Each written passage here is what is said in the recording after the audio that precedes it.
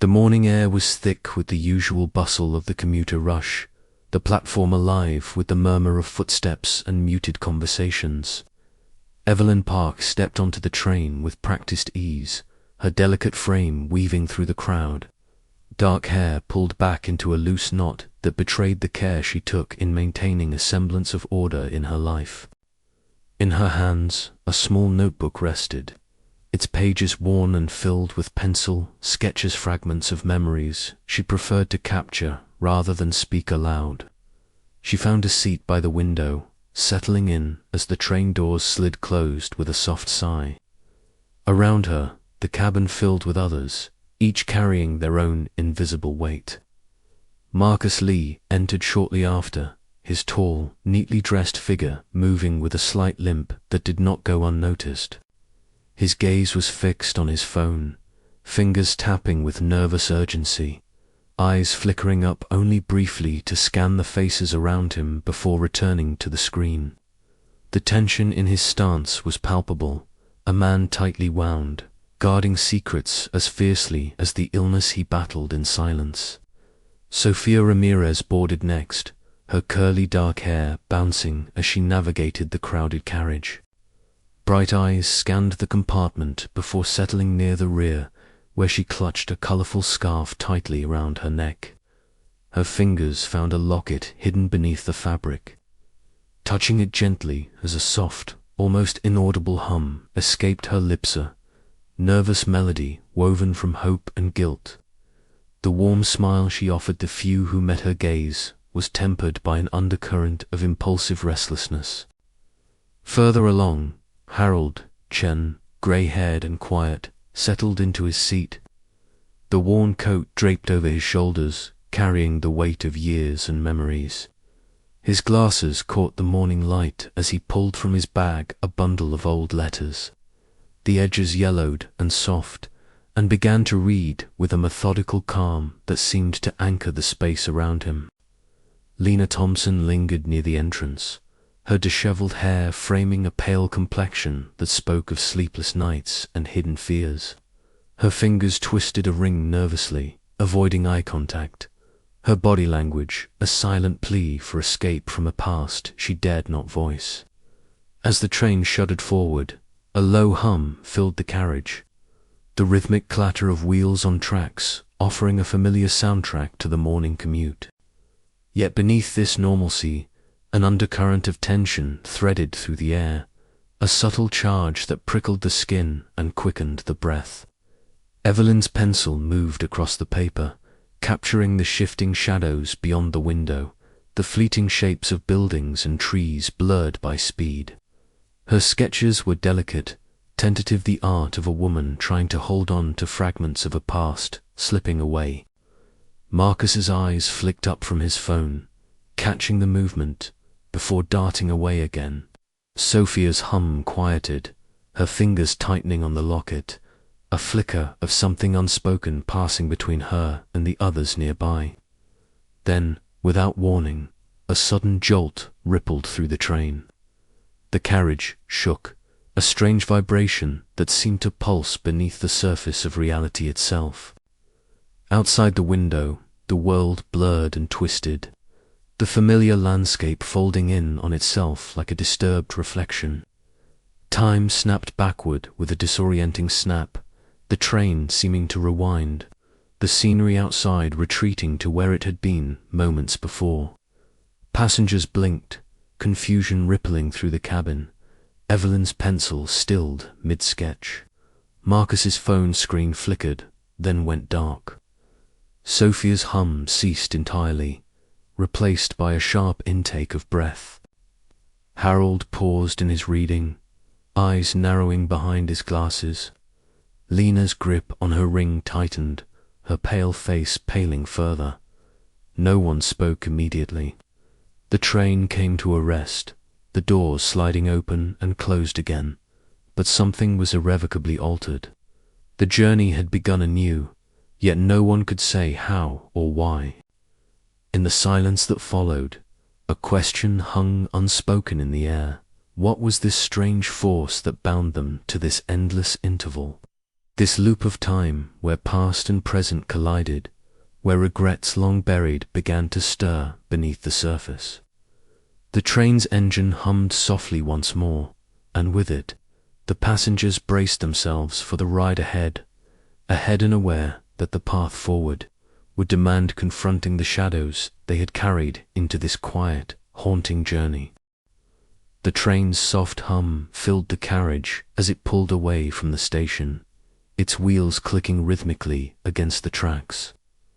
Evelyn Park sat near the window, her fingers lightly tracing the edge of her small notebook. The delicate pencil sketches inside captured fleeting memories she could barely hold onto images of her brother Tommy's face, blurred and shifting like smoke. She glanced up briefly, her dark eyes scanning the faces around her, each passenger lost in their own quiet world. Across from her, an elderly man sat stoically, his grey hair tousled beneath a worn coat. Harold Chen unfolded a yellowed letter with care, the paper crackling softly in the still air. His eyes, magnified behind round glasses, moved slowly over the faded script. For him, this train ride was not just a journey, but a passage through time, a chance to revisit the ghosts of his past. The faint scent of old paper mingled with the faint smell of rain from outside, grounding the moment in a bittersweet nostalgia. Not far away, Lena Thompson clutched a small silver ring on a delicate chain around her neck. Her pale hands trembled ever so slightly, knuckles whitening as she stared out the window. The landscape beyond was an endless blur of trees and urban sprawl, yet to her it felt like the same scene repeating itself. It was the strangest sensation, like déjà vu, but heavier, laden with the weight of something unspoken. Her breath hitched as the train's wheels clicked again, echoing the relentless pulse of her rising anxiety. Evelyn's vision flickered, and for a moment the carriage seemed to shift. The faces around her blurred, melting into fragments of memories she'd tried to lock away. She saw Tommy's frustrated eyes, heard the sharp edge of their last argument. Her heart clenched painfully before the moment dissolved, leaving her gasping softly in the quiet. The train's interior felt different now, as if time itself had fractured. The same conversations repeated in hushed tones. Announcements echoed with a strange delay, and the rhythmic sound of the tracks seemed to pulse with unnatural insistence. Passengers exchanged nervous glances but said little each, sensing, without fully understanding, that something was wrong. Harold folded the letter carefully and tucked it into his coat pocket. He looked up and caught Evelyn's eye briefly, offering a small, knowing smile. It was a smile that held both comfort and sorrow, as if recognizing a shared burden. Evelyn returned it, though her own smile was fragile and uncertain. Lena shifted in her seat, her fingers tightening round the ring. She swallowed hard, the knot of fear in her chest growing. Escape seemed impossible, not just from the train, but from the invisible cage that held them all. Yet, beneath that fear was a flicker of resolve, a fragile seed of hope. The train's lights dimmed subtly, casting long shadows that seemed to stretch and warp with the shifting reality. Evelyn opened her notebook again, pencil in hand, and began to sketch each stroke, a desperate attempt to capture the fragments of a past she could not yet fully face. In the stillness, the passengers were bound by an unspoken truth. They were caught in a loop, their lives intertwined by regrets and memories that refused to stay buried. The journey had just begun, but already the cracks in their reality deepened, threatening to unravel the fragile threads holding them together. As the train rounded a bend, a sudden chill swept through the carriage. The hum of the engine faltered for a heartbeat, and the world seemed to hold its breath. Then, with a jarring lurch, the train reset, the scenery outside rewinding to the moment it had just passed. Passengers blinked, startled, as if waking from a shared dream. Evelyn's heart raced. She closed her notebook slowly, her eyes wide with dawning realization. This was no ordinary trip. Time was repeating, and with every loop, the past pressed closer, demanding to be confronted. Around her, the others stirred Harold's calm gaze, hardened with understanding. Lena's fingers clenched tighter, and the air grew thick with the heavy weight of unspoken regrets. The train continued onward, carrying its passengers through the first fracture of time. And somewhere deep inside, a quiet question began to take root. Could they break free? Or were they destined to be trapped forever in this endless interval? The gentle hum of the train filled the carriage, a steady rhythm that felt both comforting and confining. Evelyn Park sat by the window, her sketchbook resting gently on her lap, its pages a refuge and a prison all at once. Outside, the city blurred into streaks of grey and muted greens, the rain painting soft patterns on the glass. Her pencil moved almost unconsciously, tracing the outline of a boy standing alone beneath the shelter of a doorway, his silhouette trembling in the downpour. It was Tommy, her brother, though he looked younger here, before the fracture, before the last bitter words that had driven them apart. The sketches were more than images.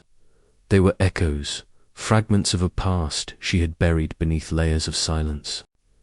Each line she drew was a thread pulling her back into memories she had tried to forget, memories that now seeped through the cracks of the looping train ride.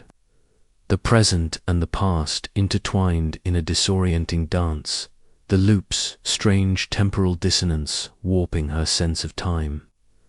Across the aisle, Marcus Lee sat with his head bowed, his fingers clutching his phone, as if it were a lifeline. The screen glowed softly, showing a missed call from Jessica. He had avoided her calls for weeks, the weight of his terminal diagnosis pressing down on him like an invisible shroud. His gaze flicked up briefly, catching Evelyn's quiet focus, and then quickly away. The slight limp in his gait was more pronounced today, a stark reminder of the body's betrayal. Marcus's mind wandered back to a different time, quiet evening in a small apartment where Jessica had smiled tentatively. The fragile bridge between father and daughter still unbuilt, but not yet broken. He remembered the hesitation in his own voice, the walls he had constructed to shield himself from pain. He wanted to reach out, to bridge the chasm, but pride and fear held him prisoner. The train's lights flickered suddenly, plunging the car into a momentary shadow before steadying again. Evelyn's pencil faltered, her hand trembling as a fractured memory surged forward, unbidden. She was in the cramped kitchen of their childhood home, voices raised in anger and desperation. Tommy's face was blurred, his words lost in the tumult, but the ache of that final confrontation was sharp and raw. The scene shattered around her, slipping away as quickly as it had come, leaving her grasping at the fragments. Evelyn, a voice called softly from nearby, pulling her back. It was Harold Chen, the quiet observer whose calm presence had become a steadying force among the passengers. He offered a gentle nod, as if acknowledging the weight she carried. She closed her notebook slowly, the images fading but their emotional imprint lingering. Around her, the other passengers sat in various states of contemplation, each caught in their own tangled webs of memory and regret. The loop was more than a temporal anomaly. It was a mirror reflecting their deepest fears and unspoken truths. Marcus exhaled slowly, setting his phone aside. He knew the calls to Jessica were inevitable, that the fragile threads of connection could no longer be ignored. The loop's endless repetition was forcing them all to face what they had long avoided. As the train hurtled forward, the boundaries between past and present blurred further. Evelyn's sketches captured fleeting images of Tommy's smile, the rain-soaked street, a moment of forgiveness just beyond reach. Marcus's thoughts circled around Jessica's warmth and the possibility of reconciliation. The passengers were prisoners of their histories, yet within the loop's confines lay the potential for healing. The carriage fell into a hush, the rhythmic clatter of the tracks a steady heartbeat beneath the mounting tension. Evelyn looked up, her eyes meeting Marcus's briefly. In that silent exchange, a shared understanding passed between them, an unspoken acknowledgement of pain, regret, and the fragile hope that maybe, just maybe, this loop could be broken. But as the train neared the end of its cycle, the familiar sensation of the world resetting began to creep in, a cold wash of déjà vu that sent a shiver through the carriage. The past and present folded in on themselves once more, fracturing memories and emotions alike. The passengers braced themselves, caught between despair and the faint glimmer of possibility. Evelyn's hand returned to her sketchbook, her pencil poised to capture the next fragment, the next chance to piece together the shards of a broken past. Marcus closed his eyes. Sofia Ramirez sat by the window, the muted light of the early morning casting soft shadows across her face. Her curly dark hair framed bright, restless eyes that darted nervously between the passing scenery and the worn silver locket she twisted in her fingers. The gentle hum she emitted was barely audible, a quiet melody she clung to amidst the chaotic churn of memories threatening to overwhelm her. The rhythmic clatter of the train wheels on the tracks provided a steady backdrop, but inside Sofia, the rhythm felt warped as if time itself were bending and folding around her. She glanced sideways at the other passengers, noting their varying expressions, some lost in thought, others tense and guarded. Her eyes settled on Marcus Lee across the aisle. He sat upright, his tall frame sharply dressed but slightly hunched as if bearing an invisible weight. His fingers tapped intermittently on his phone screen, though his gaze remained distant, eyes avoiding direct contact but occasionally flickering toward her. There was something about his presence that unsettled Sofia, a quiet tension that vibrated between them like a taut string. The train lurched gently, a familiar jolt that triggered a sudden wave of déjà vu. Sofia's breath hitched as fragmented images flashed behind her eyelids' crumpled metal. A shattered windshield, a scream swallowed by silence. Her fingers tightened around the locket, the cool metal grounding her as the past clawed its way to the surface. She swallowed hard, willing herself to stay present in this moment, but the weight of what was buried inside threatened to drag her under. A soft voice echoed in her mind, Nina's voice, warm and steady. The memory came unbidden, vivid and sharp. They were in the hospital break room, the smell of disinfectant mingling with stale coffee. Nina stood beside her, placing a gentle hand on Sofia's shoulder. "You don't have to carry this alone," Nina had said, eyes full of compassion. "Forgiveness isn't easy, but it's the first step to healing." Sofia had looked down then, ashamed and uncertain. "How do you forgive when you've hurt someone so deeply?" she had whispered. Nina's smile was patient. "By letting yourself be human, by accepting that mistakes don't define you." Back on the train, Sofia's lips parted as she hummed again, a different tune this time, one that carried a fragile hope amid the turmoil. She stole another glance at Marcus, his phone now resting on his knee. Their eyes met briefly, a silent exchange charged with unspoken words. Marcus's expression softened, just for a moment, before he looked away, retreating into his guarded shell. The loop tightened around them, the cyclical nature of the journey pressing on their minds. Repetition brought clarity, but also heightened pain. Each passenger wrestled with ghosts, and for Sofia, the ghosts were loudest. Her impulsiveness surfaced in small ways: a sudden sigh, a restless shuffle in her seat butt, beneath it all was a fierce desire to break free from the suffocating grip of guilt.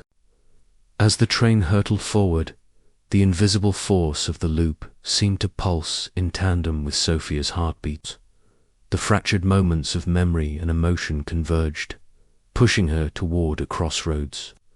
Would she continue to run from the shadows of her past, or would she find the courage to face the unspoken words that had long silenced her? The answer lingered just out of reach, held in the delicate balance between despair and hope as the train carried its passengers deeper into the interval of time. The soft whistle of the train door opening jolted Sofia from her reverie. A new wave of passengers boarded, their faces a blur of anonymity and stories yet untold. The atmosphere inside the carriage shifted, a subtle but unmistakable ripple of tension spreading like a current beneath the surface. Marcus stood abruptly, his slight limp more noticeable as he moved toward the rear car. Sofia watched as he paused, fingers tightening around an old photo he pulled from his pocket, a picture of a young girl with a hesitant smile, Jessica, his daughter. The weight of their fractured relationship seemed to hang in the air, palpable and raw. The connection between Marcus and Sofia remained unspoken yet undeniable. Both carried burdens hidden beneath their composed exteriors. The train, caught in the endless loop, was more than a vessel. It was a crucible where the raw edges of their pain met and mingled. Sofia's humming faltered as the train rocked again, the sensation sending a jolt through her spine. Her mind splintered into shards of memory and emotion, each fragment a piece of the puzzle she had to assemble. The accident, the moment her life had irrevocably changed, replayed in agonizing detail. Faces blurred, voices muted, the crash resonating like a deafening echo in her soul. Yet within that storm of regret, a sliver of light flickered. Nina's voice, the warmth of a friend who refused to let her drown in sorrow. The possibility of forgiveness, fragile but real. Sofia closed her eyes, inhaled deeply, and let the hum rise again, this time carrying a note of determination. The loop was relentless, but maybe, just maybe, it was also a chance. A chance to unburden, to heal, to move beyond the silence.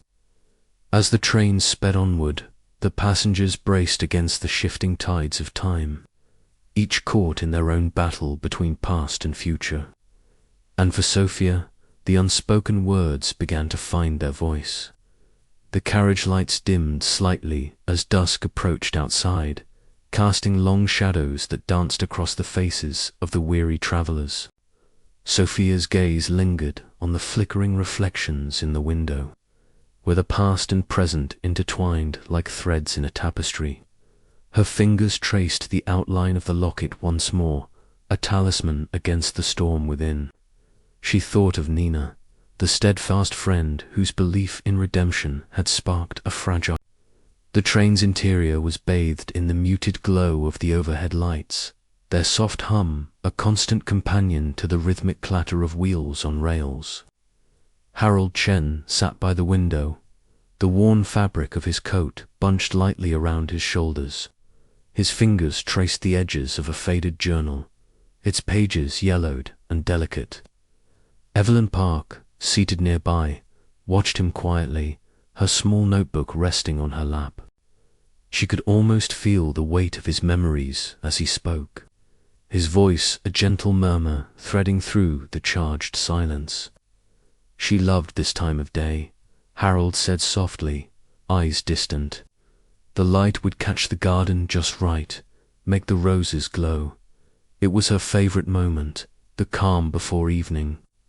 Evelyn nodded, her gaze flickering to the window where the landscape blurred into streaks of muted green and grey.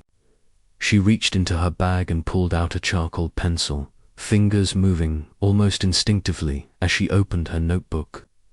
On the page, her strokes were deliberate yet fluid, capturing the essence of a garden bathed in twilight, the roses half-formed yet vivid with emotion.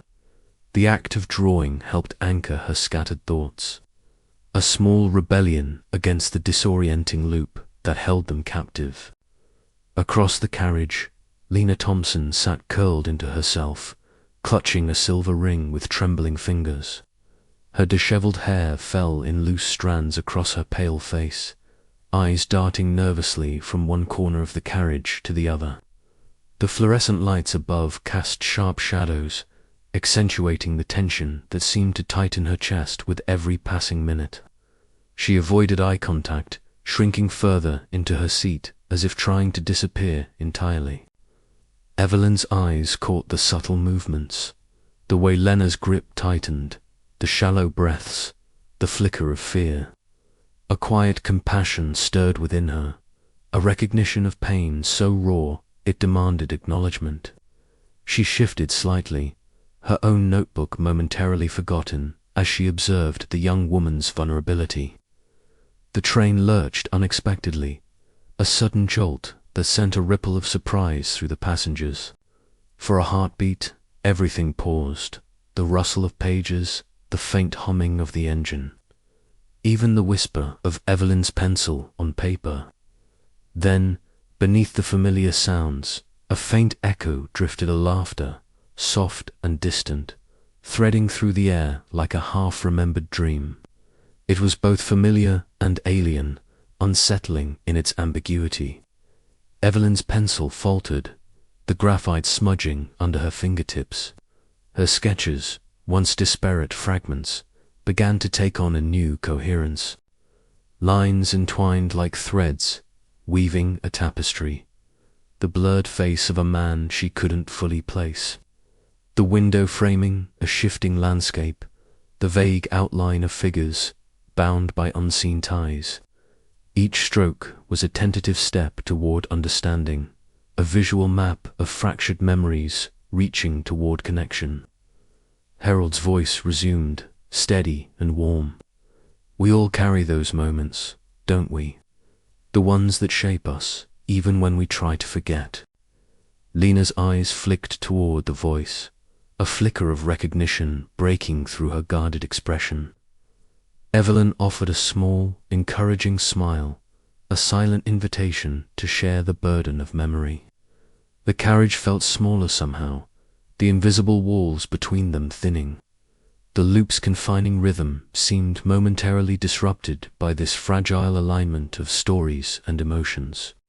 Yet beneath the surface, the metaphysical force persisted, an intangible presence that whispered of time's unyielding cycle, of regrets refusing to loosen their grip. As the train sped into the next repetition of the journey, Evelyn's heart beat with a quiet determination. These fragments, the sketches, the memories, the shared silences, were the first threads in a tapestry that might just unravel the loop's hold.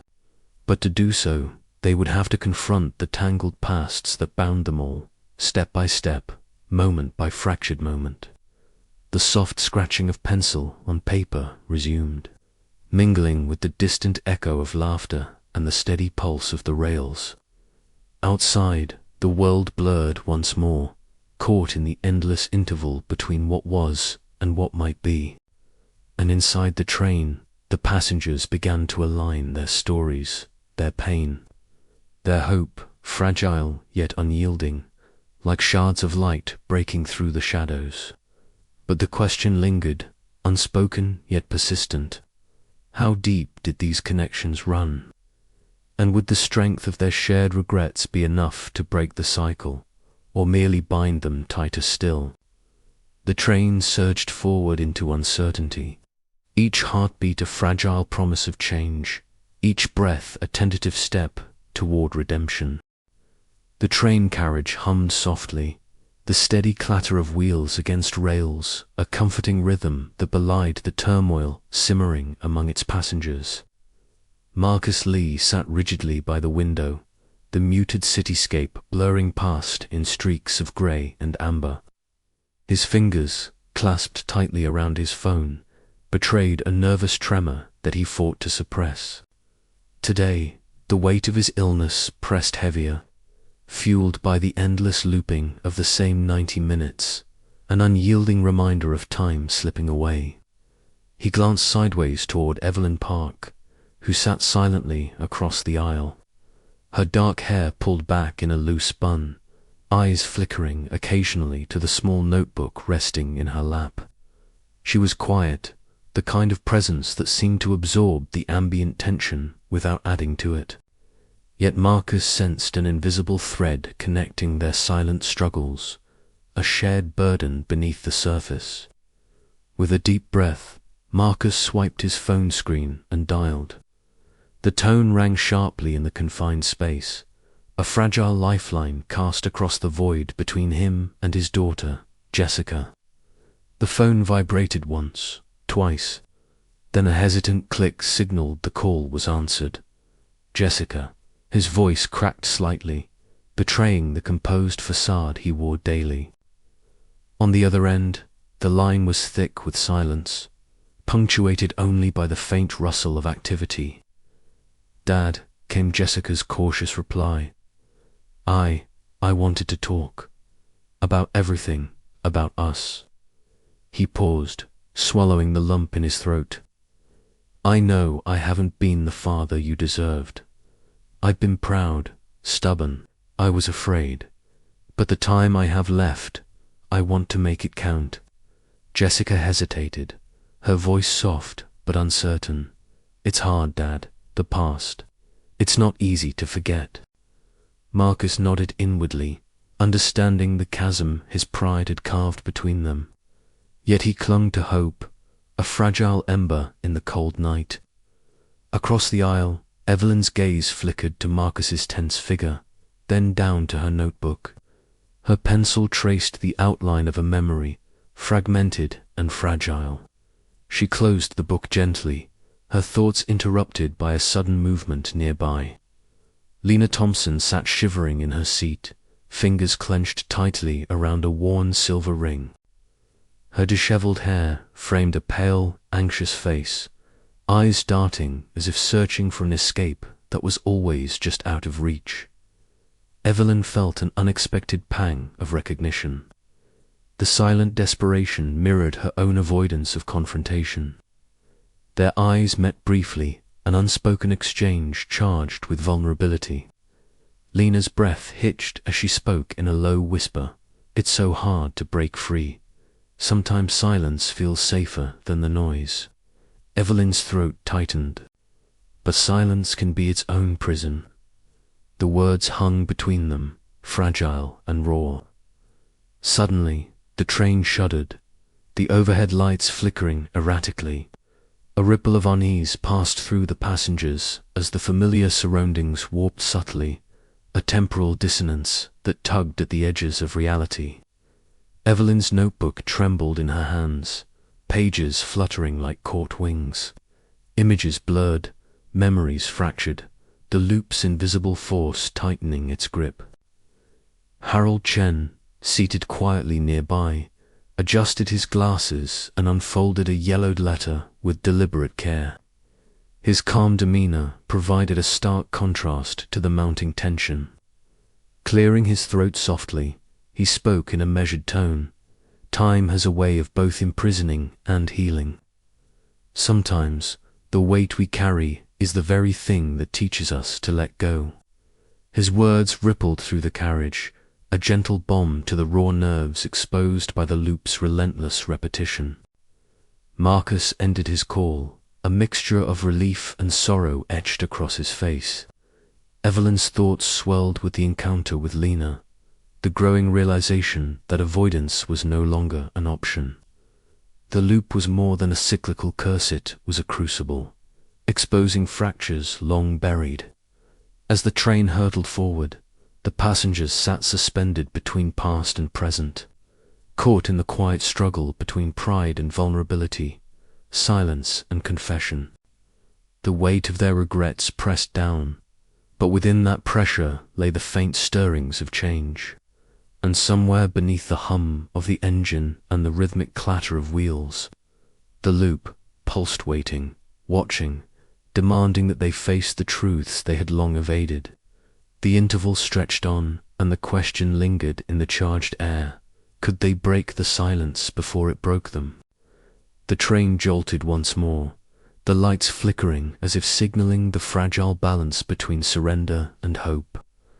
Marcus met Evelyn's eyes, a silent acknowledgement passing between them, a tentative step toward the vulnerability that might yet unlock their tangled fates. Outside, the city lights shimmered like distant stars, indifferent to the quiet battles waged within the confines of the looping train. Yet inside, the passengers braced themselves, caught in the weight of silence, poised on the edge of revelation. The journey was far from over.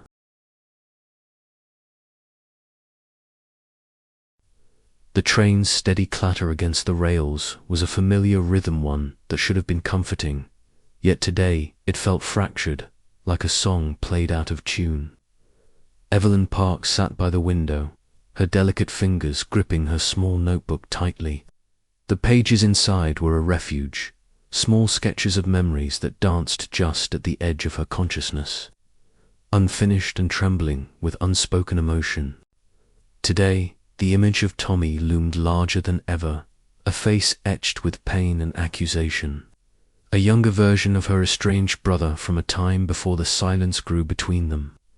As the train slipped into the second loop, a strange sensation settled over Evelyn, a pull deeper than simple Darcia vu. Her eyes flicked over the faces around her, the other passengers caught in the same endless ride, but it was Tommy's face she saw most clearly. Her breath caught as she traced the jagged lines of the sketch, the pencil tip trembling in her grip. The cabin seemed to pulse with the weight of memories, the walls bending and folding around the passengers' shared regrets. Suddenly, a sharp, discordant sound shattered the fragile calm. Sofia's humming, usually a soft balm when stress crept in, twisted into a sharp cry. She clutched her locket fiercely, her bright eyes wide and shining with unshed tears. The sound echoed through the car, raw and desperate, drawing startled glances from those nearby. Sofia's impulsive nature had always been a double-edged sword, but today it was a flare of unfiltered pain, a crack in the dam of collective silence. Evelyn looked up, startled by the sudden eruption. The impulse to turn away warred with a deep, aching need to reach out. Her avoidance, her silence, it had protected her so far. But here, in this endless loop, those walls began to crumble. Nearby, Harold Chen sat quietly, the fogged window beside him blurring the outside world into a grey smear. His grey hair was soft around his glasses, and his worn coat seemed to carry the weight of years lived fully. With gentle deliberation, he folded an old letter, the paper creasing softly in his careful hands. His voice, when he spoke, was calm and steadier, quiet anchor amid the rising tide of emotion. "We all carry these wounds," Harold said, his eyes meeting Evelyn's briefly. "Some are hidden, some are scars worn openly. But none of us are alone in the weight we bear." The words settled over the passengers like a soft rain, seeping into the cracks of their defenses. Evelyn's gaze drifted back to her notebook. The sketch of Tommy was no longer just an image, it was a doorway, a fractured moment demanding to be acknowledged. Her mind spiraled back to that last conversation with Tommy, a memory sharp and raw. They had stood in the kitchen of their childhood home, voices low but charged with everything left unsaid. Evelyn had walked away then, shutting the door on years of shared history and regret. But now, trapped in this looping journey, the past refused to stay buried. As the train hummed forward, Evelyn felt the floodgates open. The notebook slipped from her fingers, landing softly on the seat beside her. Her eyes filled with tears she no longer tried to hold back. The echoes of that confrontation reverberated within her, mixing with the sorrow and hope that mingled in the air. Sofia, still trembling from her outburst, looked toward Evelyn with a flicker of recognition. Their pain was different, yet somehow intertwined.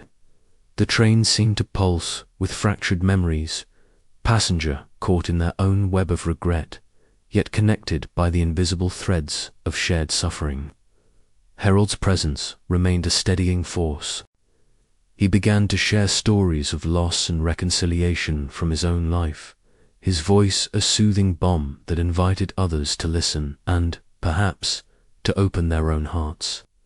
The metaphysical weight of the loop pressed on them all, but for the first time, the burden felt less isolating. The fractures in time and memory were not walls, but windows, portals to understanding and, maybe, to healing. As the train approached another bend in the tracks, Evelyn's thoughts settled on one question. Could facing these shattered memories, no matter how painful, finally unlock the path forward? Or were they doomed to circle endlessly, prisoners of their own regrets? The loop held its breath, waiting for an answer. The rhythmic clatter of the train faded into a tense silence, the passengers' shared vulnerability hanging palpably in the air. Evelyn's eyes met Sofia's once, more a silent acknowledgement, fragile but real. Somewhere ahead, the edges of their fractured pasts were beginning to align, beckoning them toward the uncertain promise of release. The train car was cloaked in the dim glow of its overhead lights, casting long shadows across the worn seats and tired faces. Outside, the cityscape blurred past in a muted rhythm, a steady pulse that seemed almost at odds with the disquiet inside. Marcus Lee stood near the center aisle, his tall frame slightly bent from the limp he carried, his hands clasped tightly before him. The usual facade of composure was softened by a vulnerability that flickered in his eyes, a subtle invitation for others to lower their defenses. "We've been circling this same stretch of track for what feels like forever," Marcus began, his voice steady but threaded with fatigue. "And I think it's time we stop pretending we're alone in this. Whatever this loop is, whatever it's doing to us, maybe the only way out is to face it together, to share what's weighing us down." A silence followed, thick and hesitant, before a soft murmur began to ripple through the car. Faces that had been fixed in guarded stillness now shifted, some turning toward Marcus, others exchanging tentative glances. Evelyn Park, seated near the window with her small notebook balanced on her lap, paused her sketching. Her dark eyes met Marcus's for a moment, the recognition of shared pain passing between them. From the far end of the car, Lena Thompson shifted nervously in her seat. She clutched a simple silver ring, twisting it between her pale fingers as she avoided eye contact. The tension in her shoulders was palpable, her breath shallow and quick. When a brief lull offered a subtle invitation, Lena's voice emerged, barely above a whisper. I don't really know where to start. I've been running for a long time," she confessed, her eyes finally lifting to meet the faces around her.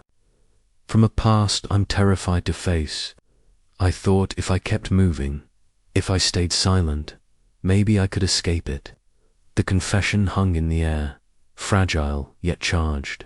Sofia Ramirez, seated beside Evelyn, reached out instinctively, her hand brushing against the locket that rested at her throat. Her bright eyes shimmered with empathy, echoing the unspoken understanding of pain and survival. Marcus nodded slowly, his expression softening. "That's exactly it," he said. "The past isn't something we can outrun, especially not when time itself seems to have trapped us."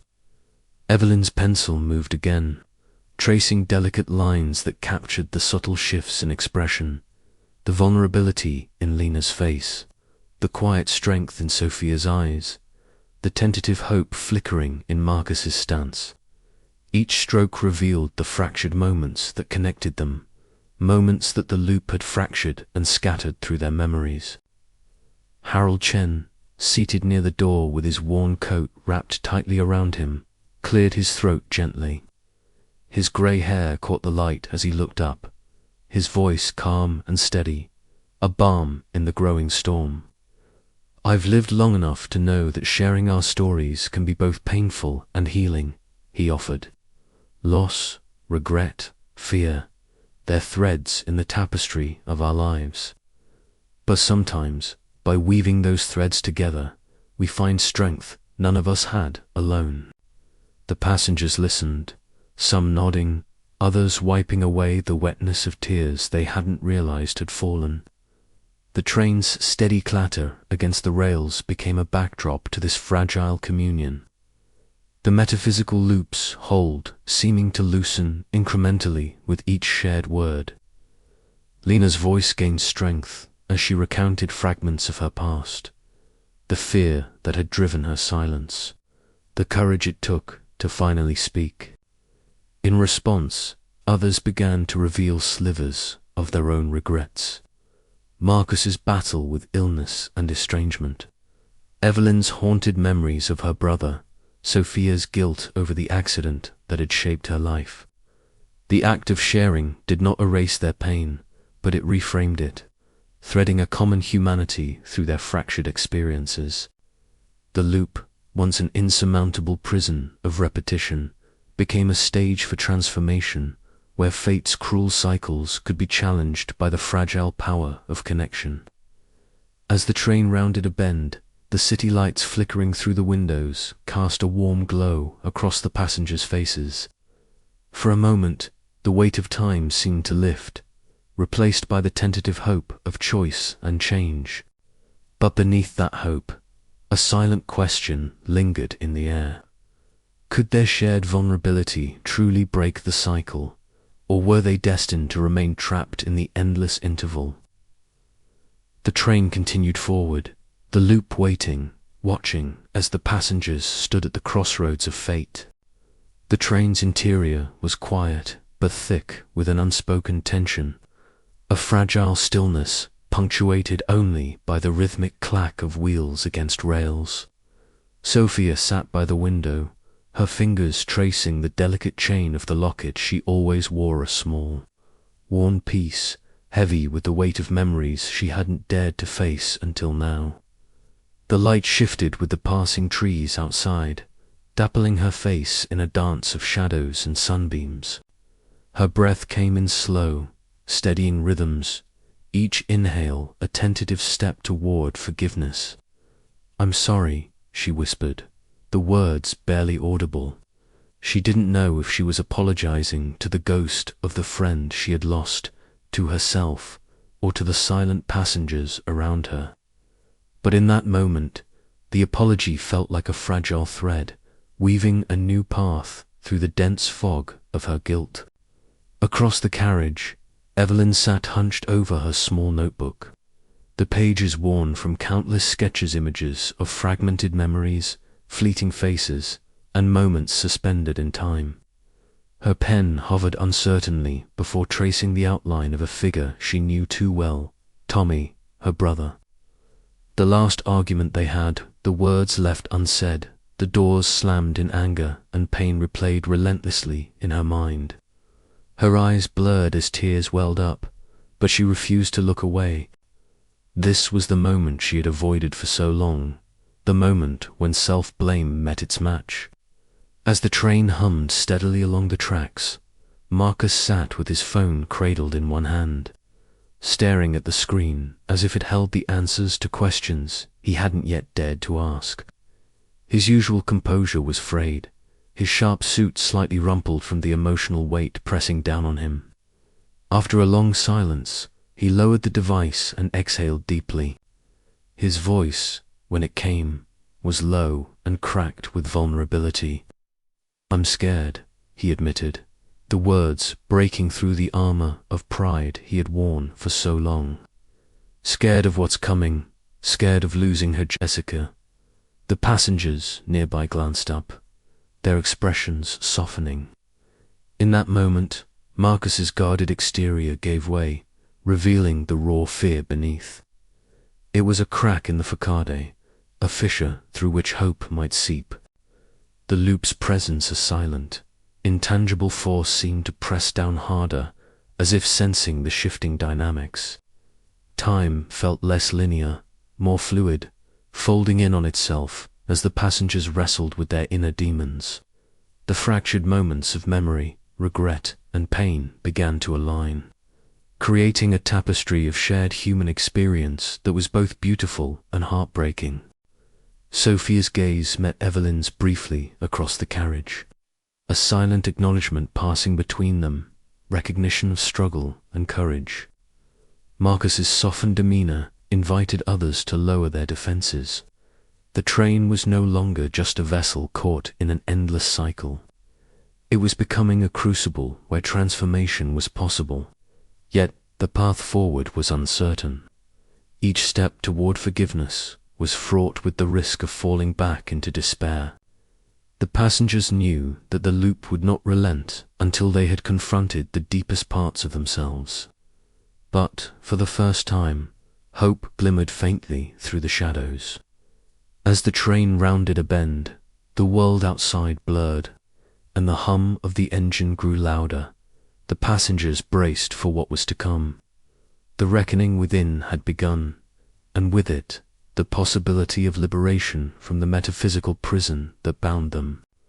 But would their newfound vulnerabilities be enough to break the cycle, or would the weight of their regrets pull them back into the endless interval of time, repeating once more? The answer lingered in the charged silence, waiting to unfold with the next loop. The heavy rumble of the train on the tracks echoed softly through the car, a steady heartbeat beneath the fragile web of human stories unfolding within. Evelyn Park sat near the window, her dark hair loosely pinned back, a small notebook resting on her lap. Her pencil moved swiftly across the page, sketching fractured moments, snapshots of faces, hands, fleeting expressions, line a delicate thread weaving the disparate regrets that had become the passengers' shared burden. Across from her, Harold Chen unfolded an aged letter, its edges yellowed and brittle. The soft light cast a gentle glow on his weathered hands, trembling slightly as he read aloud in a quiet voice, carrying the words into the stillness of the train car. "My son, he's been distant for years," Harold began, his eyes meeting Evelyn's with a mixture of sorrow and hope. "I sent this letter last spring, but he never replied. I fear it might be too late." Evelyn's gaze softened. "It's never too late," she whispered, though the certainty in her own heart was fragile. The train seemed to pause for a breath, as if listening to the weight of Harold's confession. Nearby, Lena Thompson sat clutching a small silver ring, her knuckles white with tension. Her disheveled hair framed a pale, trembling face. She swallowed hard, her voice barely audible as she edged closer to Sofia Ramirez, who hummed softly to herself, fingers nervously twisting the delicate locket around her neck. "Sofia," Lena began hesitantly, "I don't know if you'll understand, but I'm scared. I want to get away from everything." Sofia's warm eyes met Lena's, a flicker of recognition passing between them. "You're not alone," she said gently, reaching out to brush a stray hair from Lena's face. The moment was fragile, a tentative bridge between two wounded souls. Marcus Lee, standing by the door, leaned heavily on his cane, the slight limp a stark reminder of the battle raging within him. His usual guarded demeanor softened as he listened to the quiet exchanges.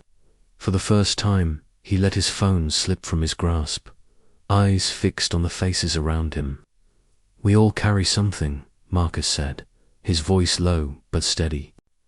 "Maybe by sharing it, even just a little, we can find a way forward." The words hung in the air, a tentative invitation. The passengers exchanged glances, some wary, some hopeful, as the train continued its endless circuit. The metaphysical time loop pressed close, but in this moment, the walls between them felt thinner, the shared burdens lighter. Evelyn's sketches grew bolder, capturing not just individual regrets, but the invisible threads connecting them. Harold's longing for his son, Lena's quiet desperation, Sofia's fight for forgiveness, Marcus's struggle with acceptance. Each line a testament to the fragile tapestry of human connection forged in the crucible of their repeated journey. As the train approached another station that would never truly arrive, the passengers sat a little closer, spoke a little softer.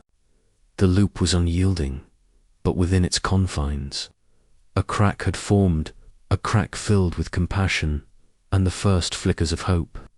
And somewhere deep inside, Evelyn felt the stirrings of something new, the possibility that shared pain could become shared strength, that the weight of regret might one day be lifted, not alone, but together. The train's wheels turned relentlessly, carrying them onward through time's endless cycle.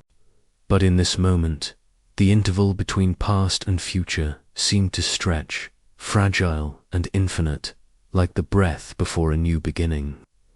Evelyn closed her notebook slowly, her fingers tracing the final lines. Outside, the world blurred, but inside, a quiet revolution had begun.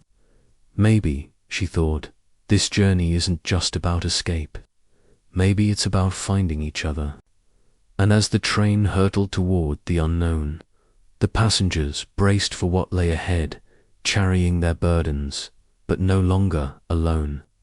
The loop was still unbroken, but the interval had shifted, and with it, the possibility of release.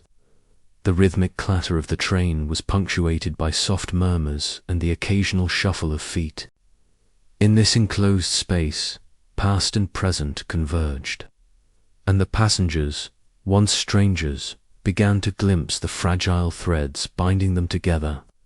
Harold's letter, Lena's trembling confession, Marcus's rare vulnerability, and Evelyn's tender sketches, a piece of the puzzle slowly coming into focus.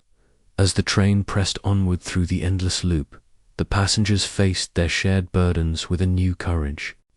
The shadows of regret still lingered, but now they felt less. The train car hummed softly, the familiar drone of its motion a steady pulse that underpinned the strange phenomena unfolding within its cramped walls. The dim overhead lights flickered with an irregular rhythm, casting shifting shadows that danced eerily across the faces of the passengers. Evelyn Park sat alone near the window, her small notebook resting on her lap. Her pencil moved with a hesitant urgency, tracing jagged lines that morphed into a warped clock face, its hands spinning backward in a relentless loop. She glanced up briefly, eyes meeting the faint reflection of her own furrowed brow in the glass. The train outside blurred into a smear of color and light, yet inside, time felt fractured, elastic, and cruel. The unsettling sensation of déjà vu pressed against her mind like a weight, each repetition of the journey peeling back layers of memory and regret. Across the car, Marcus Lee sat upright, his posture rigid against the worn seat, his fingers clenched and unclenched around his phone, the screen glowing faintly in the low light. The distant clang of the train's bell echoed through the corridor. But tonight it sounded different, sharper, more insistent, as if calling attention to an unseen force tightening its grip. Marcus swallowed hard, his usual composure fraying beneath the surface. The illness he had fought to keep private now seemed to mock him with every cycle of the loop. Sofia Ramirez sat nearby, humming softly under her breath. The tune was dissonant, a haunting melody that wavered with her trembling breath. She toyed nervously with the silver locket around her neck, her bright eyes darting to the window where shadows twisted unnaturally. The world outside seemed to bend and warp, matching the turmoil within her heart. The loop was no longer just a mystery. It had become a palpable presence, an oppressive weight that forced her to face the guilt she had long buried. Harold Chen, seated at the far end of the car, broke the mounting silence. His calm voice rose, steady and measured, as he read aloud from a tattered journal. The passage spoke of time's elusive nature, of acceptance and the fragile peace that could come from embracing one's pain. His words wove through the charged air like a lifeline, offering the other passengers a moment of respite from the surreal atmosphere. The loop, though intangible, revealed itself in sharp repetitions. A flicker of the overhead lights, a sudden chill that swept through the car, a whisper of a voice just beyond hearing. Each passenger felt it differently, but all sensed the same invisible pressure, urging them toward confrontation. For Evelyn, the sketches in her notebook grew darker, more chaotic, mirroring the dissonance she sensed in the fabric of time itself. For Marcus, pride battled with the desperate need to accept his vulnerability. The walls he had built around his emotions cracked with every passing loop. The tension between fate and choice became impossible to ignore. The passengers sat on the precipice of revelation, caught in a crucible where their buried traumas simmered just beneath the surface. The loop was no longer content to be a silent observer. It demanded recognition, forcing each of them to confront the truths they had long evaded. As the train hurtled through the night, the boundaries between past and present blurred. Memories fractured and intertwined, like shards of a broken mirror catching the light in unexpected ways. Evelyn's pencil scratched feverishly across the page, capturing fleeting glimpses of Tommy's face, the brother she had left behind, the source of her deepest regret. Marcus stared out the window, his thoughts tangled in the bitter ache of lost time with Jessica. Sofia's hands trembled as she clutched her locket, the weight of guilt pressing down like an anchor. Harold's voice softened, reading the final lines of the passage. Time is both prison and healer, a path we must walk with open hearts. His words hung in the air, fragile yet profound. The train jolted slightly, the lights dimming for a heartbeat before steadying.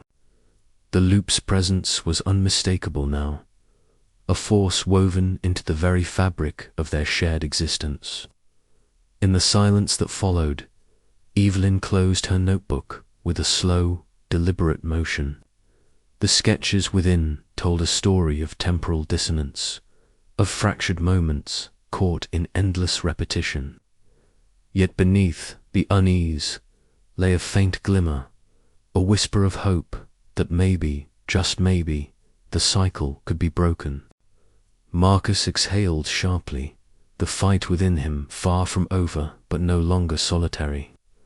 Across the car, Sofia's humming softened into a tentative smile, as if the act of acknowledgement had loosened some invisible chain. The passengers were no longer mere victims of the loop. They were becoming participants in a journey towards self-realization, where choice might yet challenge the weight of fate. As the train continued, the train car was thick with a silence that felt heavier than the usual hum of the tracks beneath them. Outside, the cityscape blurred into streaks of grey and amber as the evening light waned. But inside, the passengers sat caught in an invisible web of tension. Evelyn Park adjusted the strap of her notebook on her lap, fingers tracing the worn edges as her eyes flicked toward Marcus Lee across the aisle. His tall frame was rigid, the slight limp in his gait masked now by the stillness of his posture. Yet something in his gaze, sharp and guarded, suggested a battle raging beneath the surface. Marcus cleared his throat, breaking the quiet like a fragile thread snapping. "Evelyn," he began, voice low but steady, "how do you keep going with all this guilt? Doesn't it ever overwhelm you?" Evelyn's breath hitched, her fingers tightening around the notebook.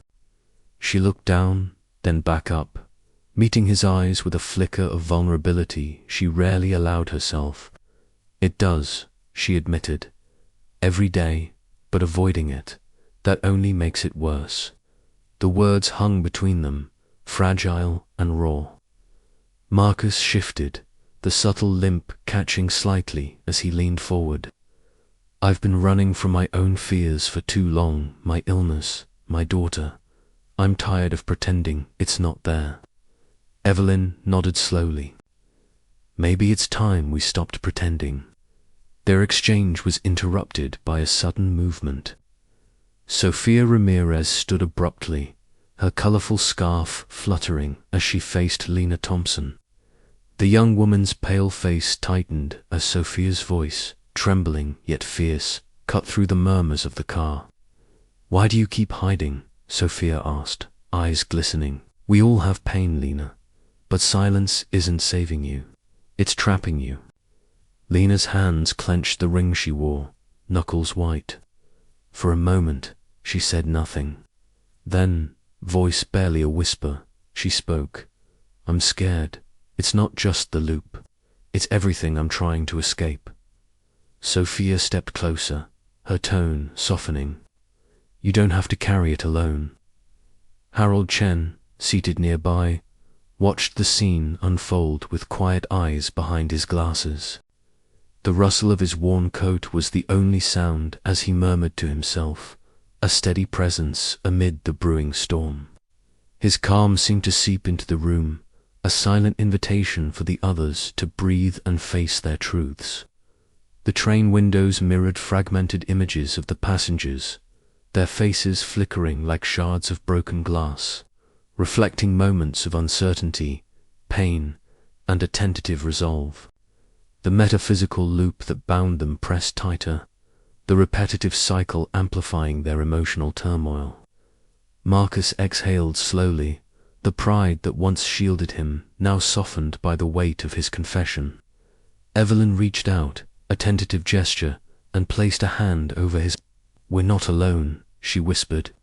Sofia returned to her seat, the tension in her shoulders easing as Lena's story spilled forth, unburdening years of fear and pain. The group, once isolated in their silent suffering, began to weave fragile threads of connection. Yet the loop was relentless.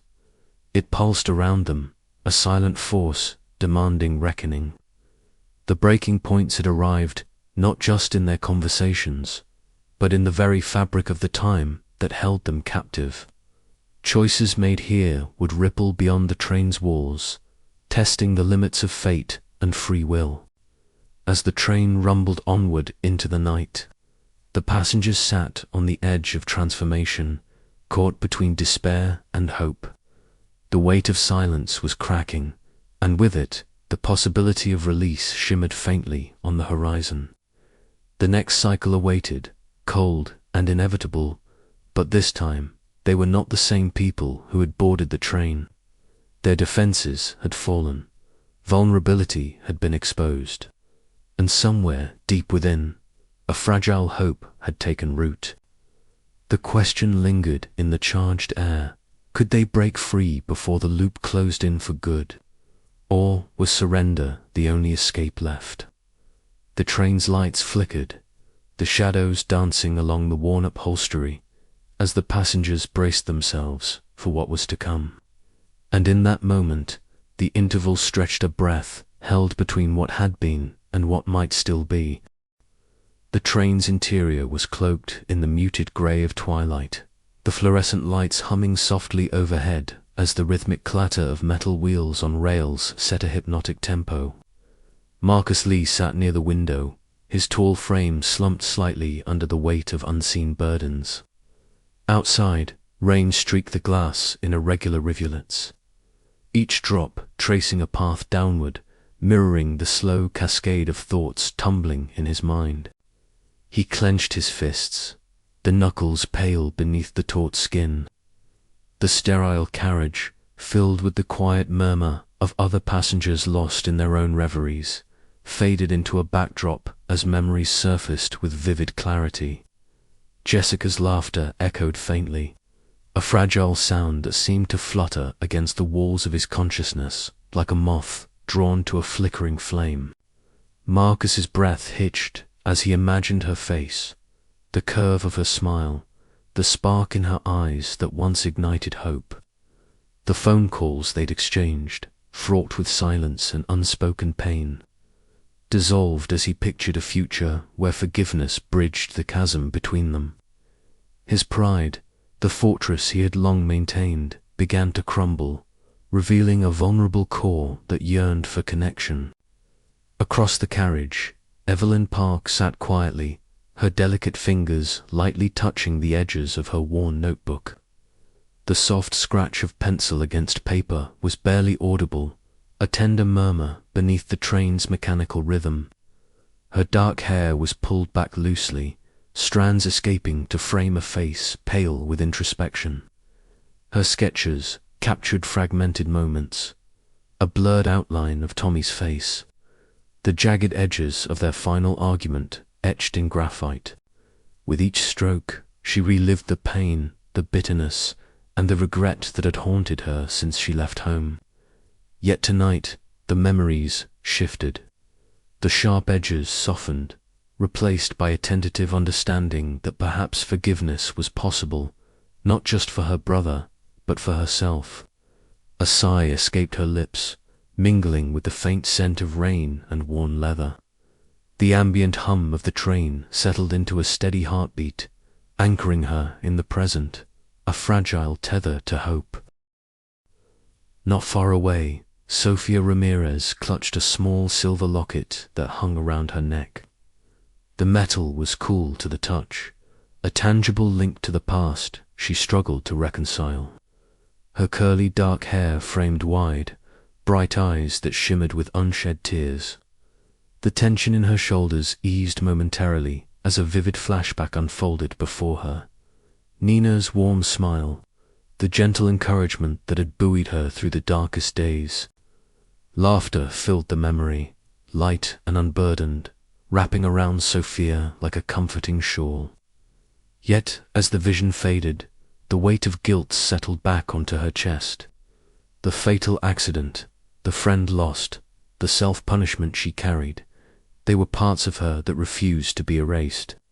But tonight, buoyed by Nina's memory, Sofia felt a small flicker of self-compassion kindle within her. The loop's relentless repetition was no longer just a prison but a crucible, melting away layers of shame to reveal a heart slowly learning to forgive. Throughout the carriage, an intangible presence whispered beneath the surface, the loop itself, an unseen force weaving its metaphysical web.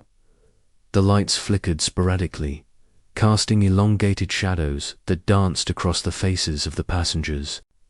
Announcements repeated, their words becoming a haunting chant that echoed through time's distortion. The passengers' solitary reflections intertwined, forming a silent symphony of longing and tentative redemption. The loop's rhythm was a persistent drumbeat to their internal struggles, a reminder that until acceptance was reached, the circle would remain unbroken.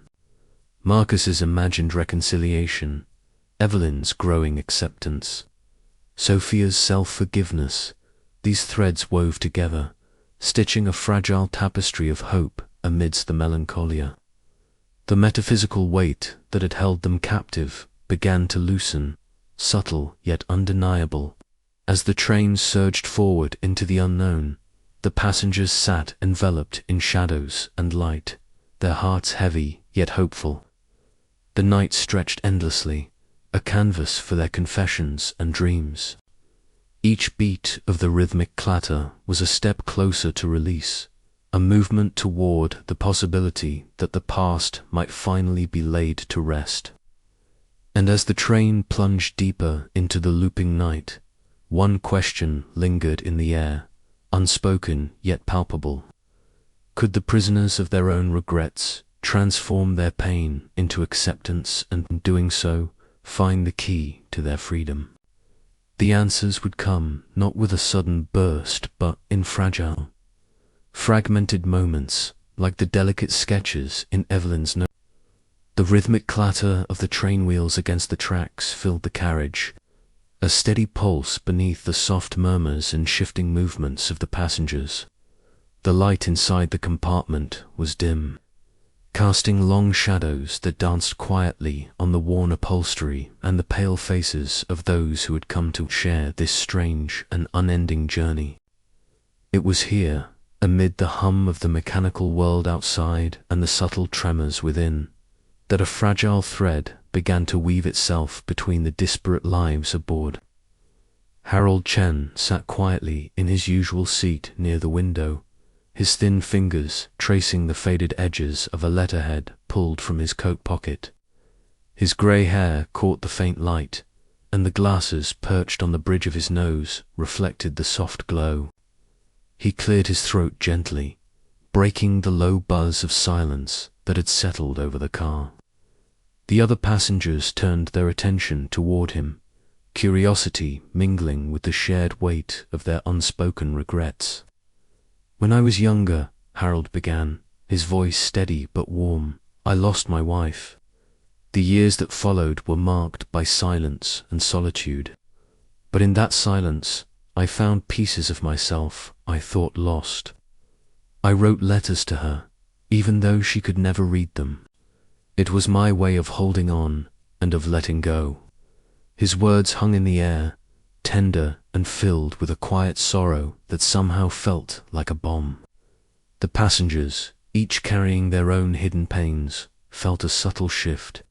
The walls they'd built around themselves seemed to soften just enough for a sliver of light to seep through. Lena Thompson sat near the back, her fingers clutching a small ring nervously. Her pale face was drawn tight with anxiety, but something in Harold's story stirred a courage deep within her. Taking a shaky breath, she spoke, her voice barely above a whisper at first, then growing stronger as she found her rhythm. "I've been running," she confessed, eyes darting to the window as if the world outside might offer escape, "from someone who was supposed to protect me, but hurt me instead. I was afraid to say it out loud, even to myself. But hearing you, it makes me think maybe I'm not alone." The carriage fell silent once more, but this time the silence was different. It was a shared space, heavy with understanding. Evelyn Park, seated nearby with her small notebook balanced on her lap, felt the weight of Lena's words settle into her bones. Her pencil moved almost on its own, sketching lines and shapes that reflected the fragmented memories she held inside. Each stroke was an attempt to make sense of the chaos, to find a pattern in the fractured moments of pain and regret. Across the aisle, Sofia Ramirez watched Lena with bright eyes, the colorful scarf round her neck catching the light as she reached up to touch the locket she always wore. The courage Lena showed resonated with Sofia's own journey toward forgiveness and self-acceptance. In this moment, Sofia felt a spark, a fragile connection to the others that transcended their individual sufferings. Marcus Lee, standing near the door with his usual neat appearance, slightly disheveled by the emotional atmosphere, allowed himself a rare moment of vulnerability. His phone, often a shield between himself and the world, lay forgotten on the seat beside him. The lines around his eyes softened as he looked around at the small, disparate group slowly weaving together into something resembling a community. As the train continued its endless journey, the passengers found themselves drawn together by the shared recognition of their fractured moments. The motif that had seemed to isolate each of them, their regrets, their pain, their fears, began to transform. What had once been separate shards of sorrow now shimmered as parts of a greater whole, a tapestry of human experience woven through time and memory. The gentle hum of the train, once a monotonous backdrop, became a steady heartbeat connecting them. Eyes met across the carriage, tentative smiles flickered, and small gestures, a nod, a shared glance. A breath held in quiet solidarity spoke volumes. The boundaries between past and present, self and other, began to blur and dissolve. Evelyn's sketches grew bolder, the lines sharper, the images more complete. Faces emerged from the shadows, hands reaching out, threads intertwining. She saw, with a clarity that surprised her, that their stories were not isolated but interlaced, each regret a stitch in a fabric that bound them all. Lena's voice, once fragile and hesitant. The train's stale air seemed to pulse with an unfamiliar softness, a hush settling over the car that even the usual mechanical clatter could not disturb. Evelyn Park sat by the window, her notebook balanced delicately on her lap. The graphite pencil in her hand moved with a newfound certainty, sketching shapes that had eluded her before. A fragile flower, its petals unfolding amidst jagged fragments, a symbol not of brokenness, but of resilience. Her breath was steady, the tightness in her chest loosening as the image came alive on the page. For the first time, she allowed herself to envision a future where forgiveness was not just a concept, but a living, breathing thing she could hold. Across the aisle, Marcus Lee shifted uneasily. His phone was pressed to his ear, the conversation tentative at first, as if he were testing the waters of a long-forgotten sea. "Jessica," he said, voice low but firm, I just wanted to say I'm sorry for everything." The words, though simple, carried the weight of years of silence and regret. His usual guarded demeanor softened, revealing a vulnerability that surprised even himself. The faintest tremor in his voice betrayed the courage it took to speak them aloud. Around him, the other passengers seemed to fade into the periphery, their own stories momentarily suspended as Marcus traversed the chasm between pride and reconciliation. Sofia Ramirez sat near the back, humming a gentle tune that wove through the quiet car like a bomb. Her fingers absent-mindedly traced the locket resting against her chest, a small talisman of memories both painful and precious.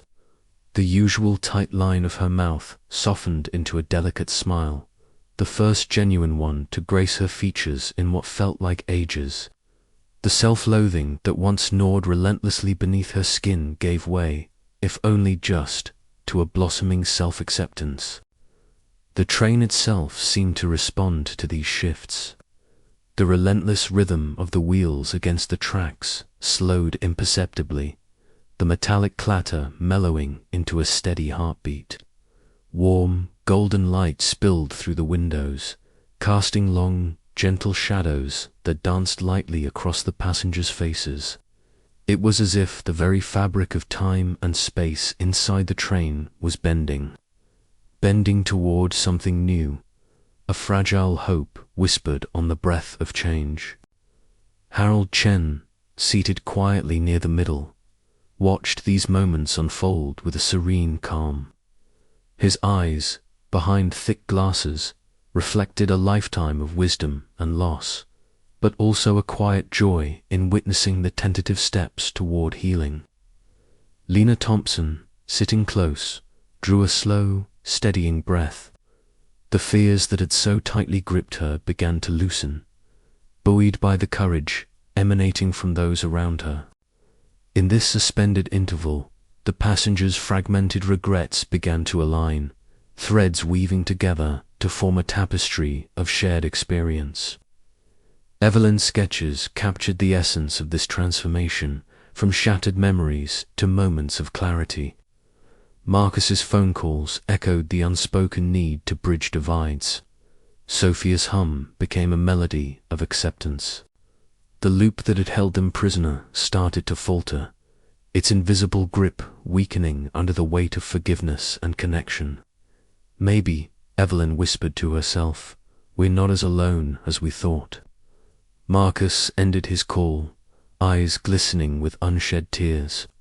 "Thank you," he said softly, more to himself than anyone else, "for giving me a chance to try." Sofia's smile deepened, and she reached out to gently clasp Evelyn's hand, a silent promise of solidarity.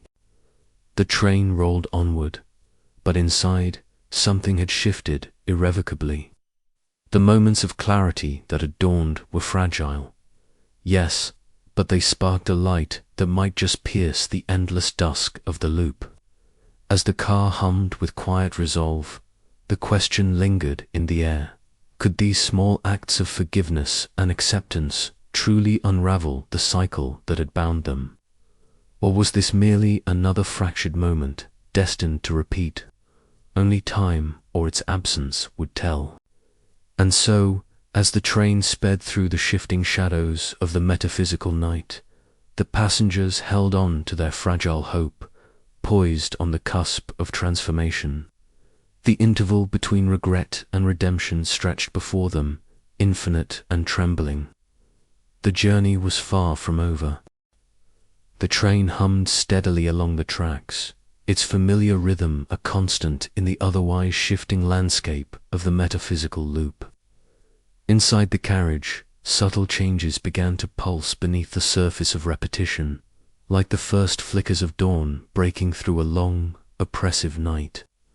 Marcus Lee sat near the window, his tall frame slightly hunched as he stared at the glowing screen of his phone. For countless loops, he had avoided the device, letting it rest silently in his hand, a barrier between himself and the world, especially his daughter, Jessica.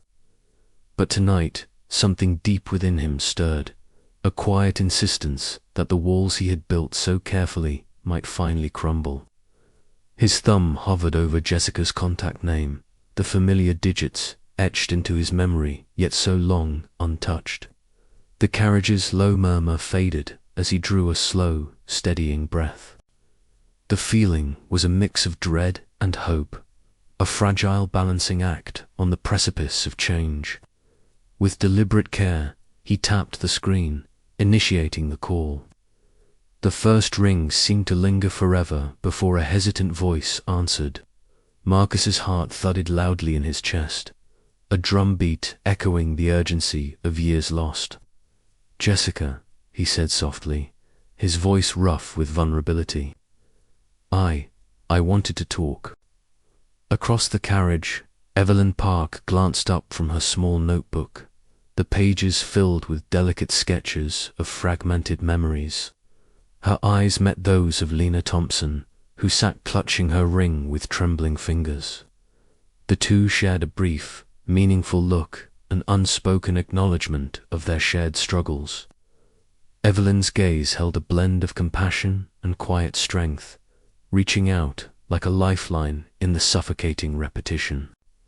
Lena responded with a small nod, a tentative bridge forming between two souls caught in their own battles. The air between them seemed to shift, charged with the possibility of connection.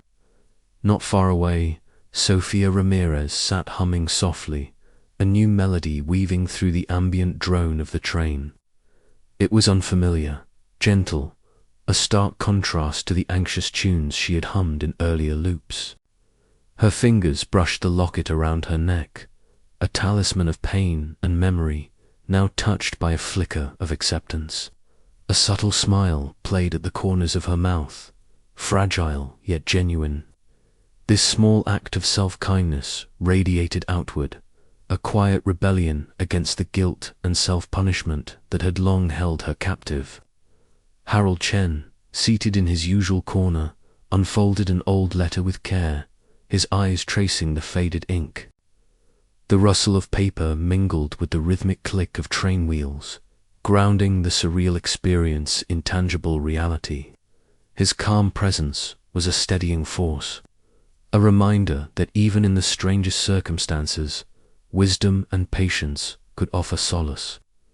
As Marcus's voice continued on the phone, the carriage seemed to breathe with a new energy. Passengers who had once retreated into silence now exchanged subtle glances, gestures of recognition and tentative hope. The loop, once an unyielding prison of repetition, began to feel less suffocating, its grip loosening just a fraction. Evelyn closed her notebook gently, the sketches inside reflecting not just fractured memories, but the beginnings of healing. She caught Marcus's eye briefly and offered a small, encouraging smile. It was a moment of shared humanity, a flicker of light in the shadows of their entrapment. The train's steady hum continued, but the passengers were no longer the same. Each small act, a phone call, a glance, a song, was a crack in the walls of their metaphysical prison. The question lingered in the air: could these fragile threads of connection, woven through vulnerability and courage, finally unravel the loop's relentless cycle? Outside, the city lights blurred into streaks of color. Inside, the passengers held their breath, poised on the edge of change. The interval between despair and hope was narrowing, and with it, the possibility of release from the weight of their pasts. As Marcus's conversation deepened, his voice steadying with honesty, Evelyn's glance at Lena grew warmer, and Sofia's humming softened into a lullaby of newfound peace. The train carried them forward, not just through space, but toward a future shaped by choice rather than fate. The loop was still there, a silent, intangible force, but its power was waning. In its place, the passengers found something more potent, the flickers of change that might, at last, set them free. And as the train rolled onward, the interval stretched, a fragile promise shimmering in the confines of cyclical time. The train car was unusually quiet, the hum of the engine and the rhythmic clack of wheels over rails the only sounds filling the space. Evelyn Park sat by the window, her notebook resting on her lap, the soft leather cover worn from years of use. Her fingers hovered over the pages, trembling slightly as she took a deep breath. The faces around her were familiar yet distant, each person carrying their own invisible weight. But it was the past that pulled at her most fiercely tonight. As the train sped onward, the world seemed to tilt and shift subtly. The edges of the carriage blurred, the soft murmur of conversations fading into a distant echo, until all that remained was Evelyn's breath, steady and shallow. Suddenly, the scenery outside transformed. The train's interior dissolved, replaced by the dim, suffocating kitchen of her childhood home. The air was thick with unspoken words and stale resentment. The walls, once white and bright, now seemed shriveled and grey, as if the very memories had suckled away their color. Tommy stood across from her, his youthful face taut with hurt and anger. His voice cracked as he spoke, the words sharp and raw. "Why did you have to leave like that? Why couldn't you just stay and fight with me?" Evelyn's throat tightened.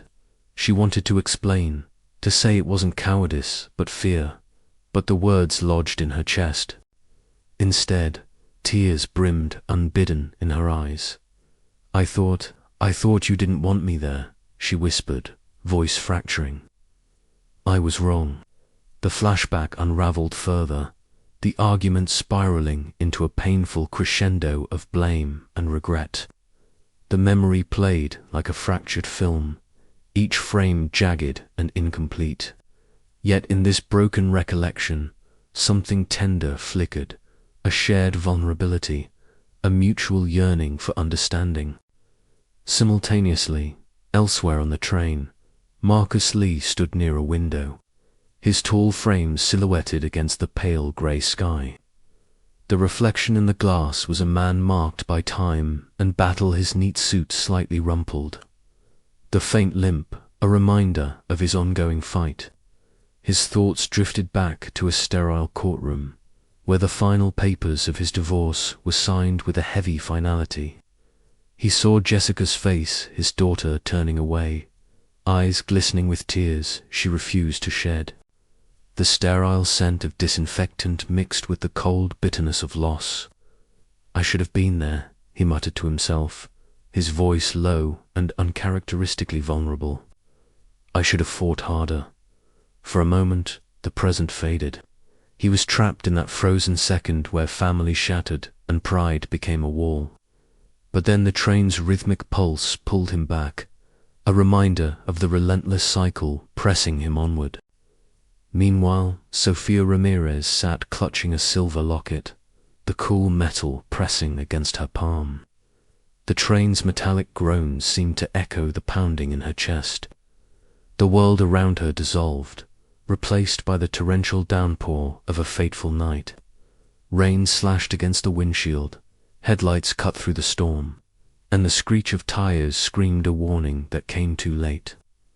She saw Nina's face, warm and steady, reaching out to comfort her. The accident that had stolen a life and shattered her own peace replayed in harrowing detail. Yet beneath the suffocating guilt, a fragile thread of hope began to weave itself through the memory, reminding Sofia that forgiveness, though distant, was not impossible. Back in the train car, the three main passengers, Evelyn, Marcus and Sofia, found themselves bound by the invisible threads of shared pain and regret. Their memories, though unique, intertwined in the metaphysical space of the loop. The air felt thick with unspoken understanding, the weight of their collective pasts pressing down yet also fortifying their resolve. Evelyn closed her notebook gently, her eyes meeting Marcus's across the aisle. There was a silent acknowledgement, a shared recognition of the battles they faced both within and without. Sofia's fingers loosened around the locket, a small but significant release. The train's interior shimmered subtly, the loop responding to their growing courage. Time, once rigid and unyielding, began to ripple with possibility. It was as if the act of confronting their pasts, painful, raw, and unvarnished, had cracked the invisible cage that held them. Yet the journey was far from over. The weight of history still loomed, and the path ahead demanded not just remembrance, but change. Could these fractured souls find the strength to rewrite their stories? Could they break the cyclical bonds of regret and step into a future unshackled?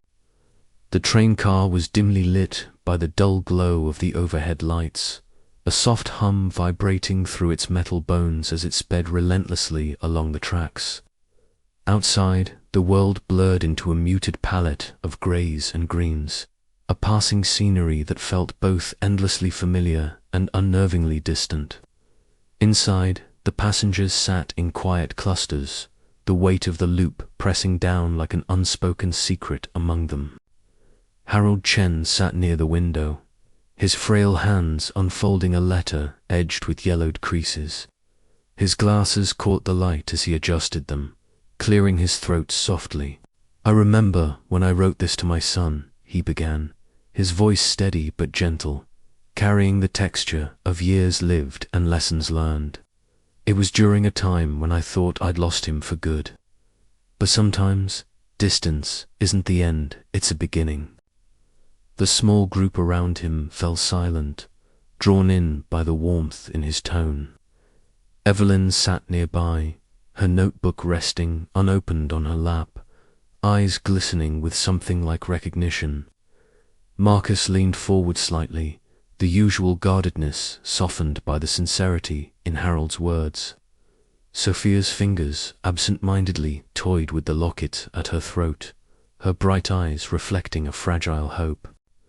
The train jolted gently, a rhythmic pulse that felt like the heartbeat of their shared confinement.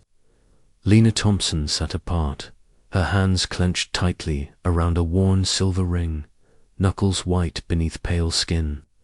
The anxious energy that had clung to her like a second skin seemed to gather momentum, pushing her toward a precipice she could no longer ignore. With a shaky breath, Lena lifted her gaze, eyes searching the faces around her. I need to say something," she whispered, voice thin but resolute. "I'm trying to escape someone. My past is darker than you know." A hush fell. The low murmur of the train faded into a stillness that held its breath. Lena swallowed hard, the story spilling out in jagged fragments, words heavy with pain and fear. The abusive relationship she'd fled, the nights filled with trembling and silence, the hope that maybe, just maybe, this endless ride could lead to freedom. Evelyn's heart tightened, the familiar ache of buried fears stirring within her. Without thinking, she reached out, her fingers brushing Lena's arm in a gesture of solidarity. The touch was soft, hesitant, but it sparked a ripple of connection. Marcus shifted in his seat, his eyes meeting Sofia's in a glance loaded with understanding. Here, in this suspended moment, the walls between them thinned. The group's dynamics began to shift, fragile threads weaving between lives previously isolated by pain and regret. Conversations that had once been guarded opened like fragile blossoms, revealing shared struggles and tentative hopes. Harold's quiet wisdom continued to anchor them, his stories a balm for weary souls.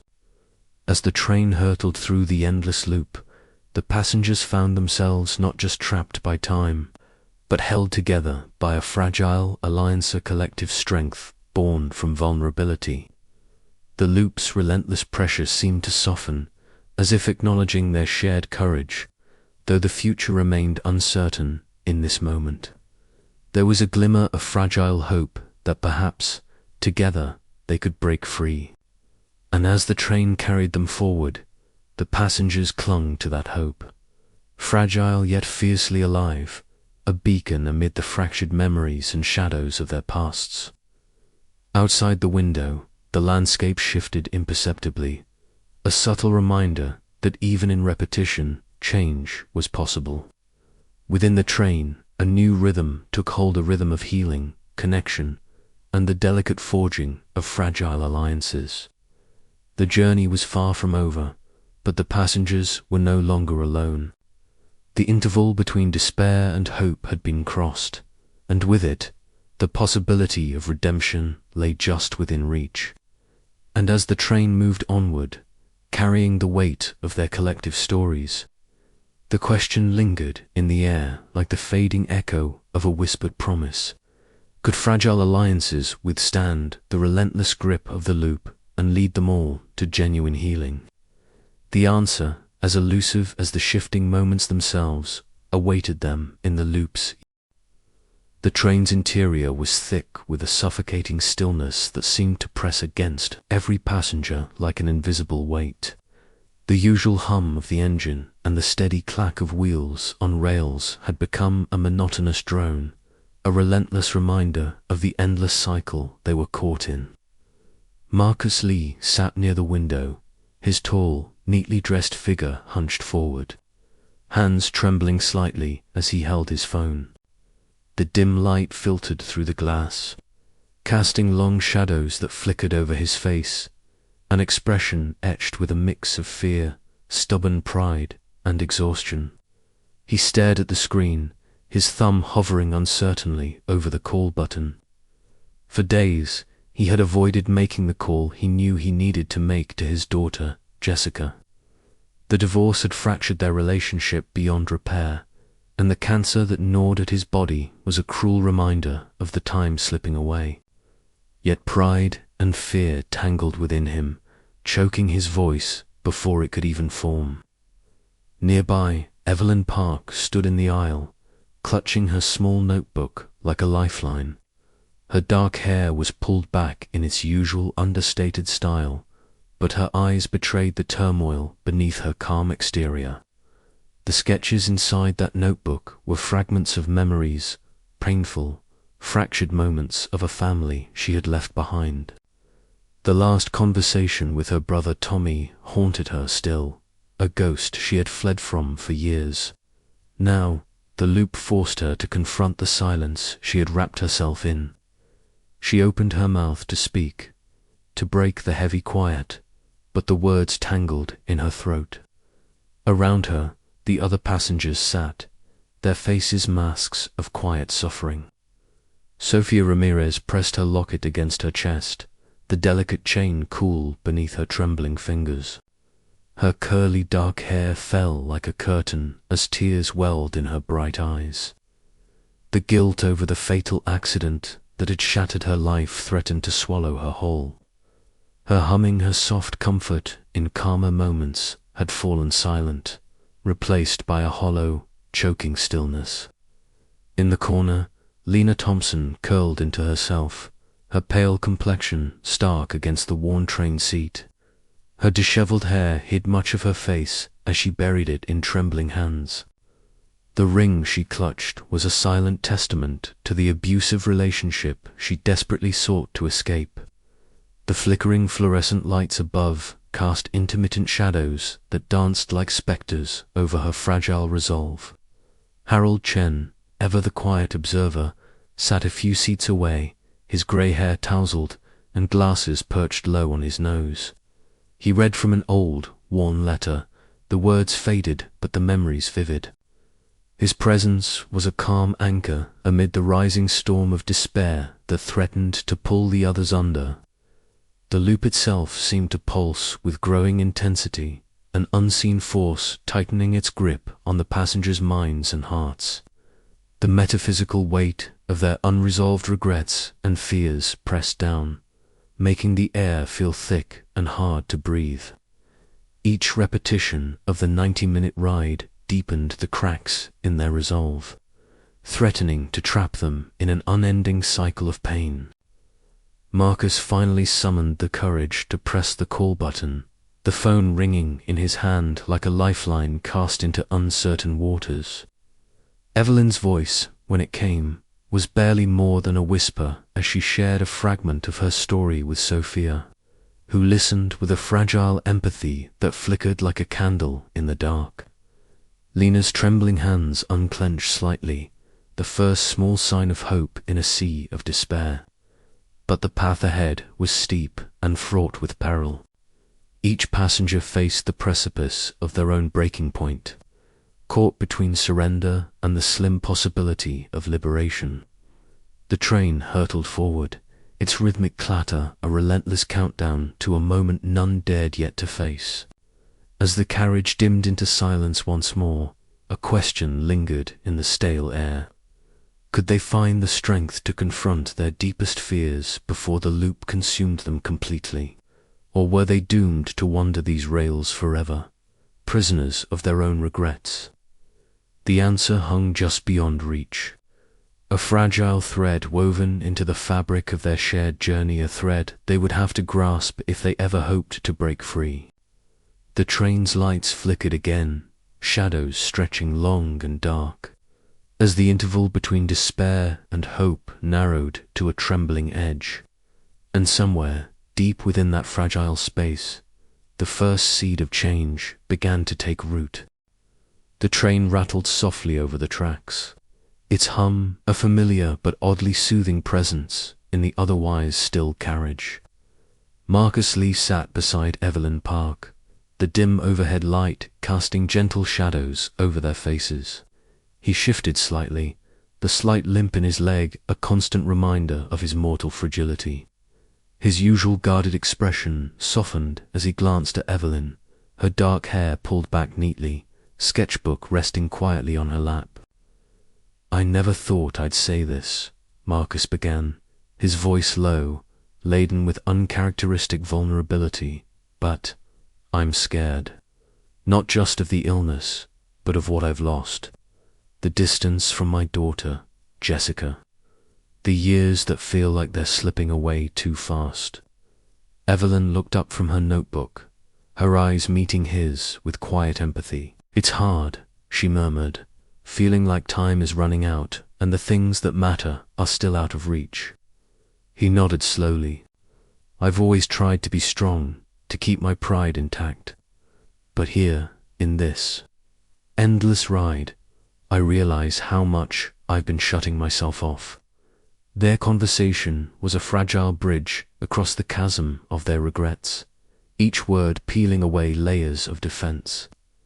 Evelyn's own self-blame and avoidance found a mirror in Marcus's admission, and in that shared space, a tentative trust began to form.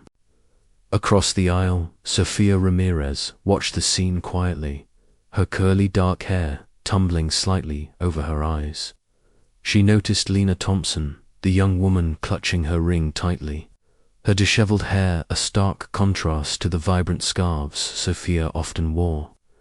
Lena's trembling hands spoke volumes of the fear she carried, yet there was a spark of determination in her pale eyes. Sofia hummed softly, a gentle melody she often used to soothe herself in moments of stress. The sound floated through the carriage, delicate and unassuming. Lena's gaze flickered toward the source, the faintest trace of a smile touching her lips. In that small exchange, Sofia felt the first seeds of hope take root, hope that courage, even when fragile, could inspire healing. Near the window sat Harold Chen, his silver hair slightly ruffled, glasses perched low on his nose. His weathered coat wrapped tightly around him as he gazed out at the blurred cityscape flashing past. His breathing was steady, an anchor of calm in the swirling emotional tide enveloping the passengers. Though silent, Harold's presence was a balm. His quiet wisdom seemed to seep into the carriage, encouraging others to steady themselves, to face their fears and regrets with newfound resolve. The weight of his years, the losses and lessons carried within, lent a sense of endurance that whispered of possibility. As the train continued its ceaseless journey, subtle shifts began to weave through the passengers. Eyes met and lingered a moment longer. Tentative smiles replaced guarded expressions. The tightness in shoulders eased just enough to let in a glimmer of light. The loop, once an unyielding cage, seemed to respond to these fragile acts of connection and acceptance. Evelyn closed her notebook for a moment, the sketches inside now imbued with symbols of forgiveness and hope. Marcus's phone, usually checked with anxious frequency, lay silent beside him as he focused on the present, on the people around him. Sofia's humming changed tune, softer now, more assured. Lena's fingers unclenched the ring ever so slightly, her breath coming a little steadier. The train hummed on, but the atmosphere within had shifted. It was no longer just a prison of time, but a crucible where transformation was quietly underway. Maybe, Marcus said softly, this loop isn't just a trap. Maybe it's a chance. Evelyn looked at him, hope flickering in her eyes like the first light of dawn. A chance to change, to forgive, to let go. And for the first time since the journey began, the passengers dared to believe it might be possible. Outside, the world blurred, but inside, hearts began to open. The interval between despair and hope felt fragile, like the quiet breath before a storm, but it was Reland, it was theirs. As the train rounded a bend and the lights flickered briefly, a subtle warmth spread through the carriage, as if the loop itself was easing its grip, allowing space for something new to grow. But the question remained, hanging in the still air, could this flicker of hope be enough to break the cycle? The journey was far from over, but for now, the passengers held onto that fragile light, stepping tentatively toward the possibility of release. The moment the train jolted gently on the tracks, Evelyn felt the familiar yet unsettling sensation of the loop shifting beneath her consciousness. Her pencil hovered momentarily above the page of her notebook before she resumed drawing, her hand moving with more purpose than before. The sketches that had once been fragmented, shards of memories, the broken glass, the shadowed faces, the sharp angles of regret, were now beginning to coalesce. Delicate, intertwining lines formed symbols she hadn't consciously intended. A blooming flower entwined with broken chains, a small bird emerging from a cage. Each stroke seemed to carry a weight of forgiveness, an unspoken hope she was only beginning to grasp. The soft murmur of the train, blending with the rhythmic scratching of pencil on paper, created a quiet symphony of change. Across the car, Marcus sat upright, gripping his phone with a steadiness that belied the turmoil inside. The usual tension in his jaw had softened, and the slight limp in his gait seemed less pronounced as he shifted his weight. With a breath that seemed both hesitant and resolute, he dialed a number that had haunted him for months. Jessica's. When she answered, His voice was stripped of the pride and guardedness that had previously kept them apart. "Jessica," he began softly, "I know I haven't been there the way you needed me, but I want to try. I want to be honest with you, even if it's hard." The ambient noise of the train faded around him, his focus narrowing to the fragile thread of connection stretching across the invisible miles. The conversation was stilted at first, the words tentative and laden with years of silence. But with every sentence, Marcus chipped away at the walls he'd built. His vulnerability was palpable, yet it was met with a cautious openness from the other end. As he spoke, the atmosphere in the carriage shifted imperceptibly, as if the very fabric of the loop quivered in response to his courage. Near the center of the car, Sofia traced her fingers over the locket resting against her chest. The familiar weight, once a source of guilt and pain, now felt warm, almost comforting. A soft hum escaped her lips, a tune lighter than any she had hummed before, one that carried a fragile promise of self-compassion. Her eyes, usually shadowed with remorse, now gleamed with tentative brightness as she observed the faces around her. The colorful scarf, draped loosely over her shoulders, seemed to ripple with a life of its own, catching the light in a way that mirrored the subtle but profound transformation within. As these personal shifts unfolded, the train itself responded. The overhead lights flickered, dimming and brightening in an erratic rhythm. The clock on the wall skipped forward and backward, its hands stuttering like a heartbeat, struggling to find a steady pace. Passengers exchanged wary glances, the eerie temporal dissonance stirring a mix of unease and anticipation. The invisible force the loop manifested in these subtle anomalies, reacting to the passengers' changing behaviors with a restless energy. It was as if the cycle itself was trembling on the edge of unraveling, uncertain whether to hold them captive or release them into the uncertain territory of choice. Evelyn closed her notebook slowly, the sketches etched into her mind as much as onto the paper. She met Marcus's gaze across the car, a silent acknowledgement passing between them men. Understand. The train car was heavy with an unspoken weight, a quiet thrum of tension that seemed to hum beneath every breath and movement. The usual chatter of morning commuters had long since dissolved into a fragile stillness, punctuated only by the rhythmic clatter of wheels on tracks and the occasional shifting of bodies in their seats. Marcus Lee stood slowly, the faint limp in his gait more pronounced as he moved toward the center aisle. His tall frame was rigid with uncertainty, and the neat lines of his suit seemed almost too formal for the vulnerability that was about to unfold. For weeks, he had carried his burden silently, the terminal diagnosis a private torment, the fractured relationship with his daughter a wound that refused to heal. Now, the strange phenomena of the train's endless loop had stripped away his usual defenses, leaving him exposed.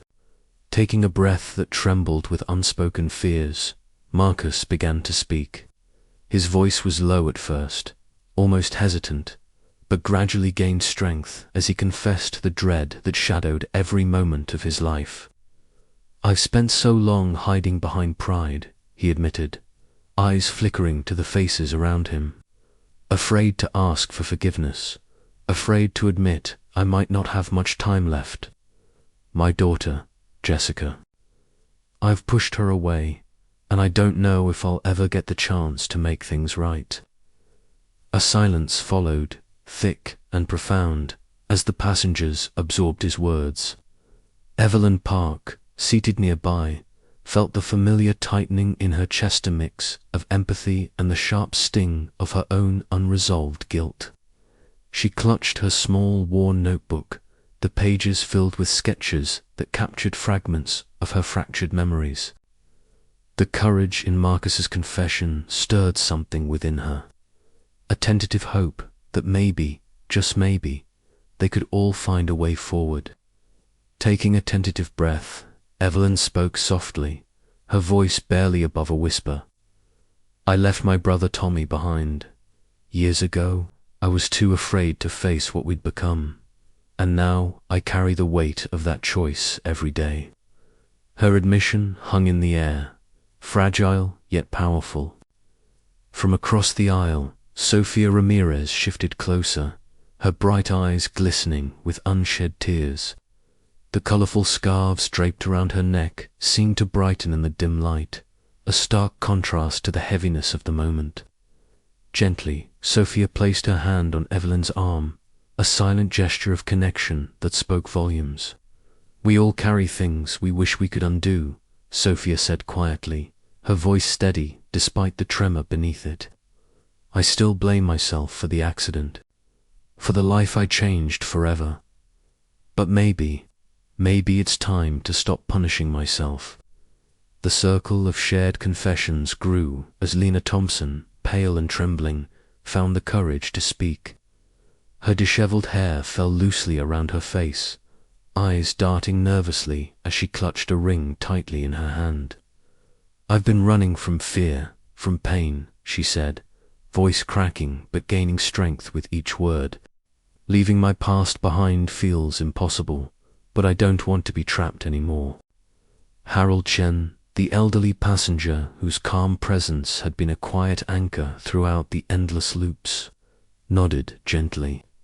His grey hair and worn coat seemed to carry the wisdom of years, and his eyes held a steady warmth. "Sometimes the hardest step is simply to speak our truth," he said softly. "But in doing so, we begin to heal." Outside the windows, the scenery shimmered with an otherworldly glow, the usual monotony of the train's route replaced by a subtle distortion. It was as if the very fabric of time was bending in response to the collective honesty within the car.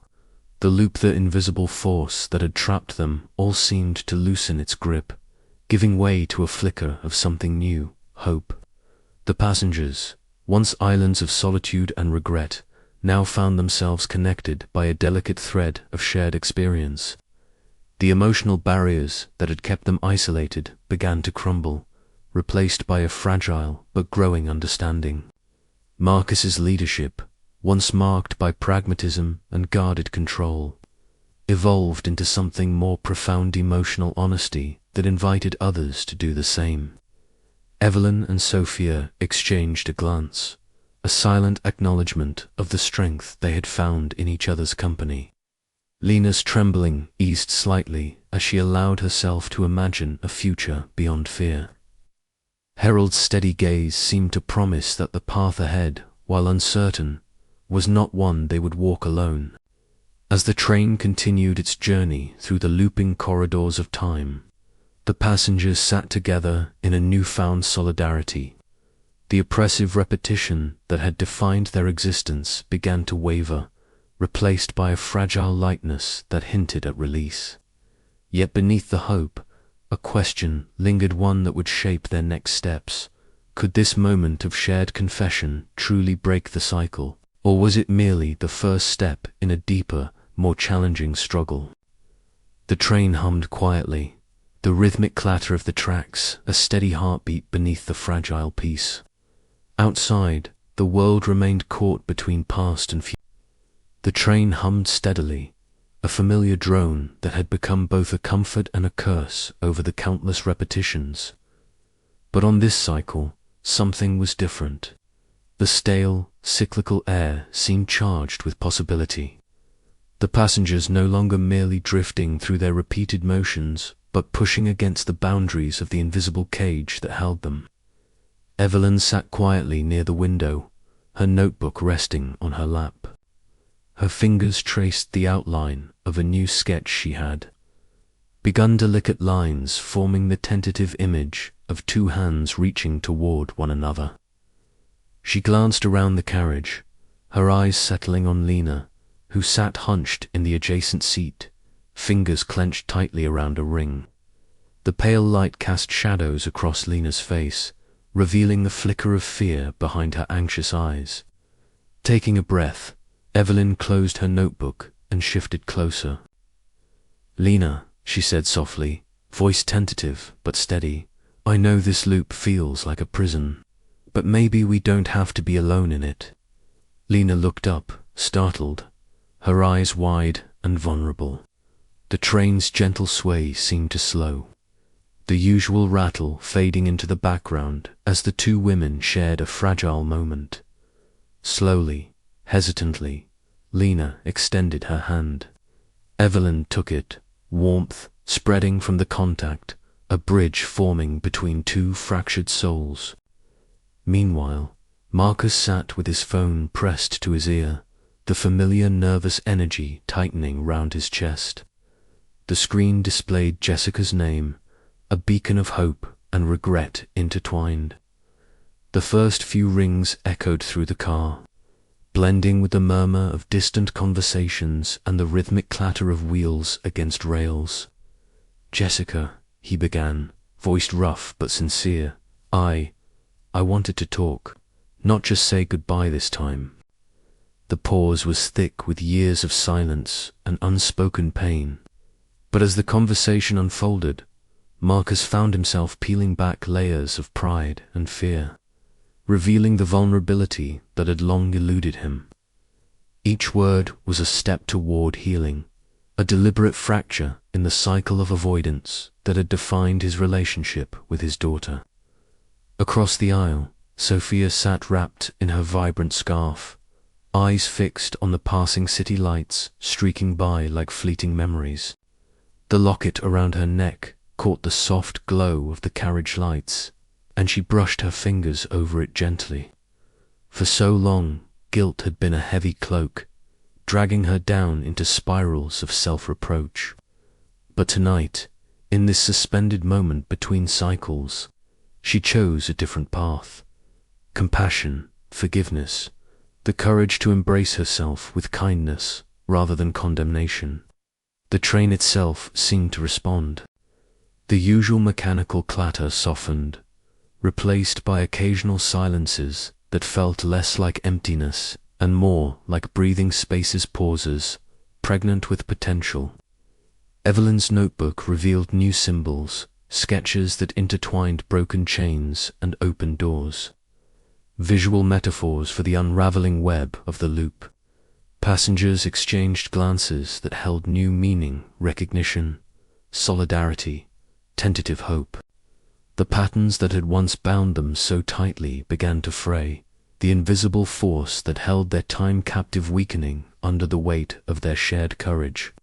Yet, despite these breakthroughs, the question lingered in the air like the fading whistle of the train. Could these acts of defiance truly reshape their fates? Or was the loop an unyielding master destined to trap them in its endless interval forever? The carriage lights flickered briefly, a subtle reminder of the metaphysical cage still intact. But for the first time, the passengers felt the stirrings of a new dawner, fragile, flickering hope that they might yet break free. Evelyn's hand rested gently on Lena's. Marcus's voice softened as he spoke to Jessica, and Sofia's breath steadied with newfound peace. The cycle was shifting, the interval was changing, and with it, the possibility of liberation from the endless loop. As the train surged forward into the unknown, the passengers braced for the next moment, the next choice, the next fracture in time. Would they dare to break the pattern again? The answer lay just beyond the horizon, waiting to be claimed. The train hummed steadily along the tracks, the rhythmic clatter a familiar comfort to those trapped within its endless cycle. Yet today, beneath the surface of repetition, something was shifting. The oppressive weight of the loop seemed to lighten, subtle yet undeniable. In the corner seat by the window, Harold Chen sat with a quiet dignity, his weathered hands folded in his lap.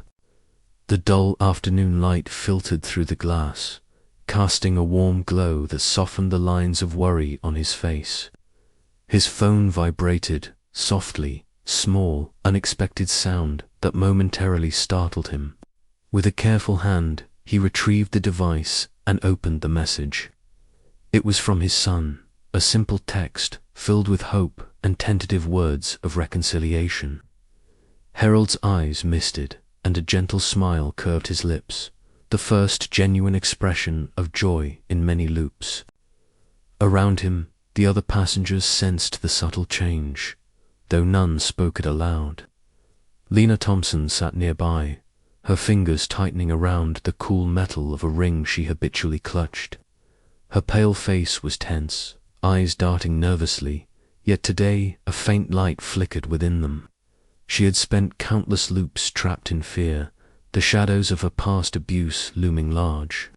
But now, as the train carried them forward, she dared to imagine a different future.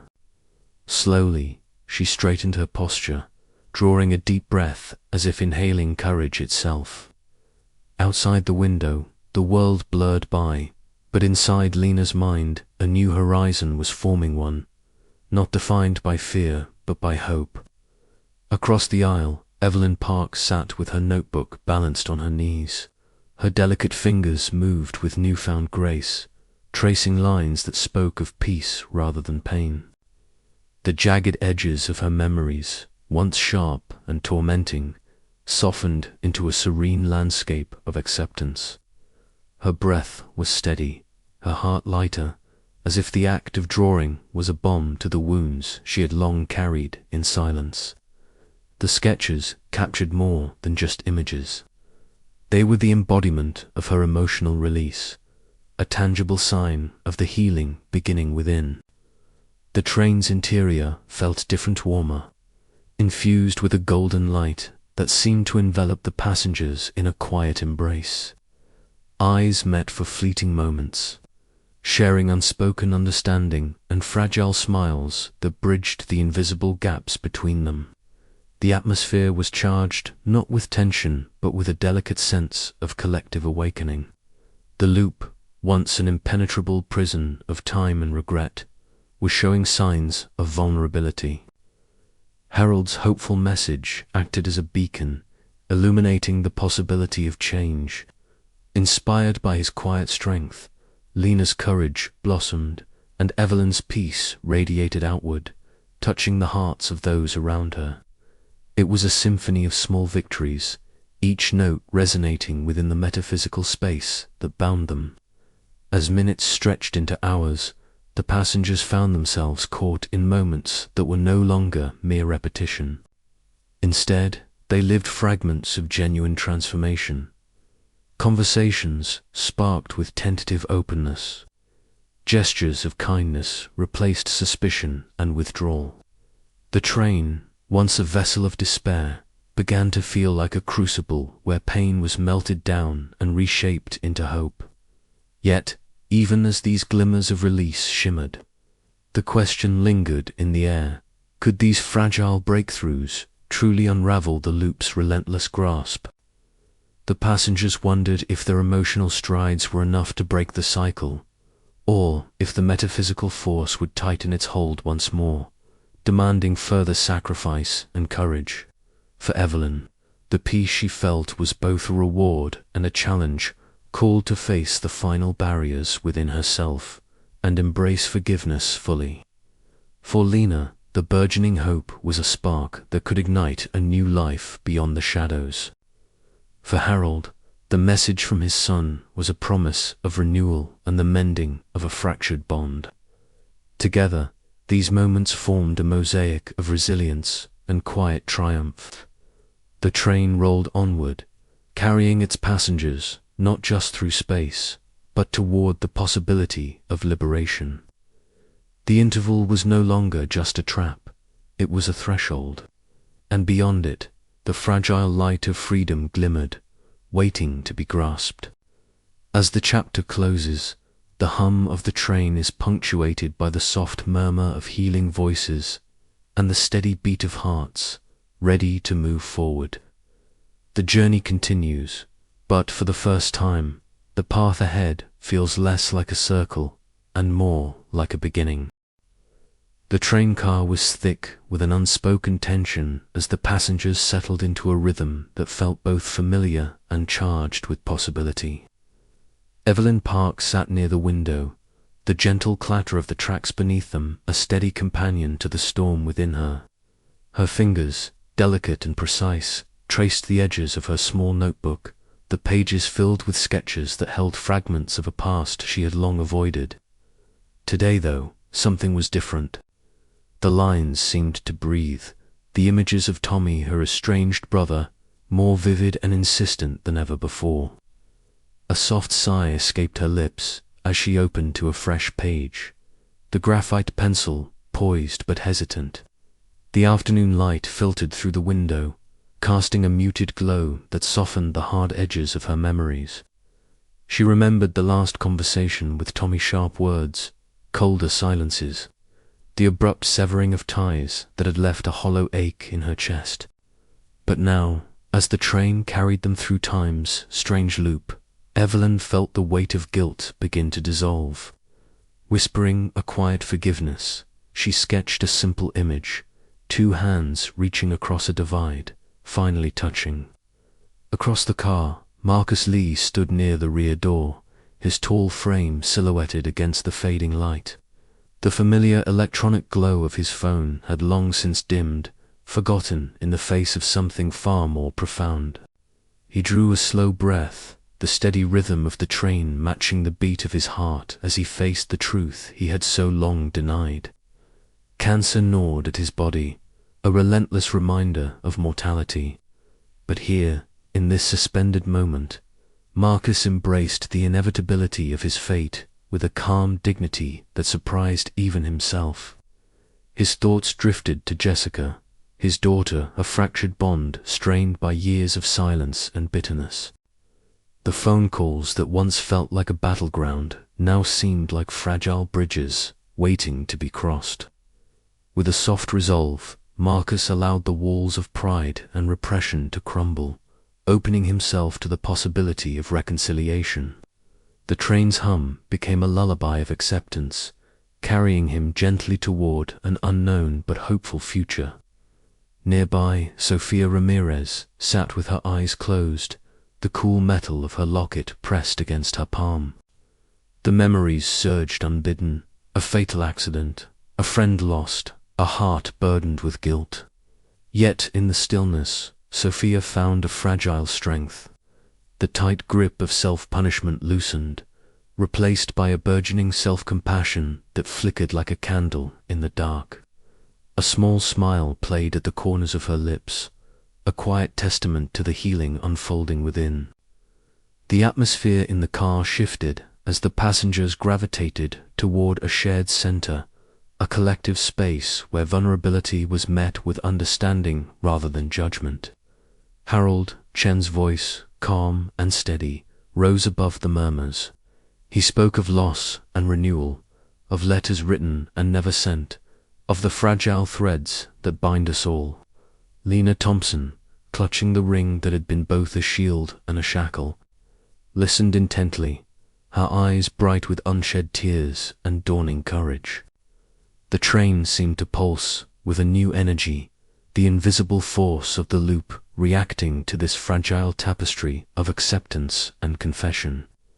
The metaphysical prison that had held them captive for so long trembled, responding to the collective courage that began to unravel its hold. Evelyn closed her notebook gently, feeling a peace that had eluded her for years settled deep within. Marcus straightened, a serene smile touching his lips as he prepared to face whatever came next. Sofia's light-hearted hum, once a nervous habit, transformed into a melody of hope, and in the quiet between them, the train carried its passengers toward a horizon where release was no longer a distant dream but a tangible possibility. But as the final moments of this crucible approached, the question lingered in the air. Could the weight of their regrets, faced so bravely, truly shatter the endless cycle? Or was the loop's grip too entwined with their very souls, demanding a sacrifice neither time nor fate could foresee? The train rumbled on, the interval between past and future narrowing with each heartbeat, each breath, each fragile step toward redemption. The train carriage felt smaller than ever, the dim lights casting long shadows that danced eerily along the worn seats and scratched window panes. Outside, the world blurred into a nauseating swirl of muted colors, a ceaseless repetition that gnawed at the air. The train hummed softly as it rolled through the dimming afternoon light, the rhythmic clatter of its wheels on the tracks a steady heartbeat in the confined space. Within the carriage, a palpable stillness had settled over the passengers, a fragile tension woven with threads of anticipation and quiet resolve. Evelyn Park sat alone in a corner seat, her slender fingers clutching the worn cover of her notebook, the edges softened from countless turns. She breathed in deeply, the scent of graphite and paper grounding her as she summoned the courage she had evaded for so long. Her eyes flickered to the small sketch inside the image of her brother Tommy, rendered with delicate lines that betrayed her trembling hand. The memory of their last conversation haunted her still, a chasm of silence stretching between them after years of estrangement. But here, in this suspended moment within the loop, Evelyn felt the weight of that silence begin to shift. "Tommy," she whispered, voice barely more than a breath, "I'm sorry for leaving, for all the times I didn't say what I should have. I forgive you, and I hope you can forgive me." Tears welled and spilled freely now, carving warm trails down her cheeks. The notebook slipped onto her lap as she leaned back, exhaling a shaky breath that felt like the first real release she'd known in years. Around her, the carriage's atmosphere seemed to pulse in response, subtle tremors rippling through the air like a whispered acknowledgement. Across the aisle, Marcus Lee sat with his back straight, fingers poised over his phone's screen. His usual composure was softened by the vulnerability glinting behind his eyes. He had carried the burden of his terminal illness in silence, pride shielding the rawness beneath. But now, emboldened by Evelyn's act, he pressed the call button for Jessica. The phone rang twice before a hesitant voice answered. "Dad," Jessica, Marcus began, his voice uncharacteristically gentle. I want to talk. I'm sorry for everything I left unsaid. I'm scared, but I want to try to make things right before it's too late." The silence between them was heavy, yet filled with possibility. On the train, the passengers sensed the significance of this moment, the fragile bridge being built across years of hurt. Meanwhile, Sofia Ramirez stood near the center aisle, her fingers absent-mindedly tracing the cool metal of the locket that hung around her neck. Her usual nervous energy was replaced by a serene focus as she closed her eyes and whispered to herself, "I forgive myself. I am enough." The words trembled in the air, carrying the weight of guilt that had long shackled her spirit. This was no simple mantra, but a declaration forged from the depths of pain and courage. When she opened her eyes, they shone with a quiet strength that illuminated the carriage. Harold Chen, seated nearby, watched these transformations unfold with a knowing smile. His own journey had been one of seeking meaning and reconciliation. And now, amid this shared limbo, he felt a collective shift burgeoning. As these acts of forgiveness and acceptance echoed through the passengers, the train itself seemed to respond. The oppressive heaviness that had clung like a shroud began to lift. Golden light filtered softly through the windows, casting warm patterns across faces marked by pain but softened by hope. Lena Thompson, who had spent so long cloaked in fear, felt a stirring within her a tentative spark of courage. The shared vulnerability of the group, once fragmented and isolated, now wove a delicate tapestry of connection and possibility. The loop, that intangible force that had ensnared them all in its cyclical grasp, recoiled slightly, its invisible threads loosening. The passengers exchanged glances filled with newfound understanding. the unspoken question lingering in the air.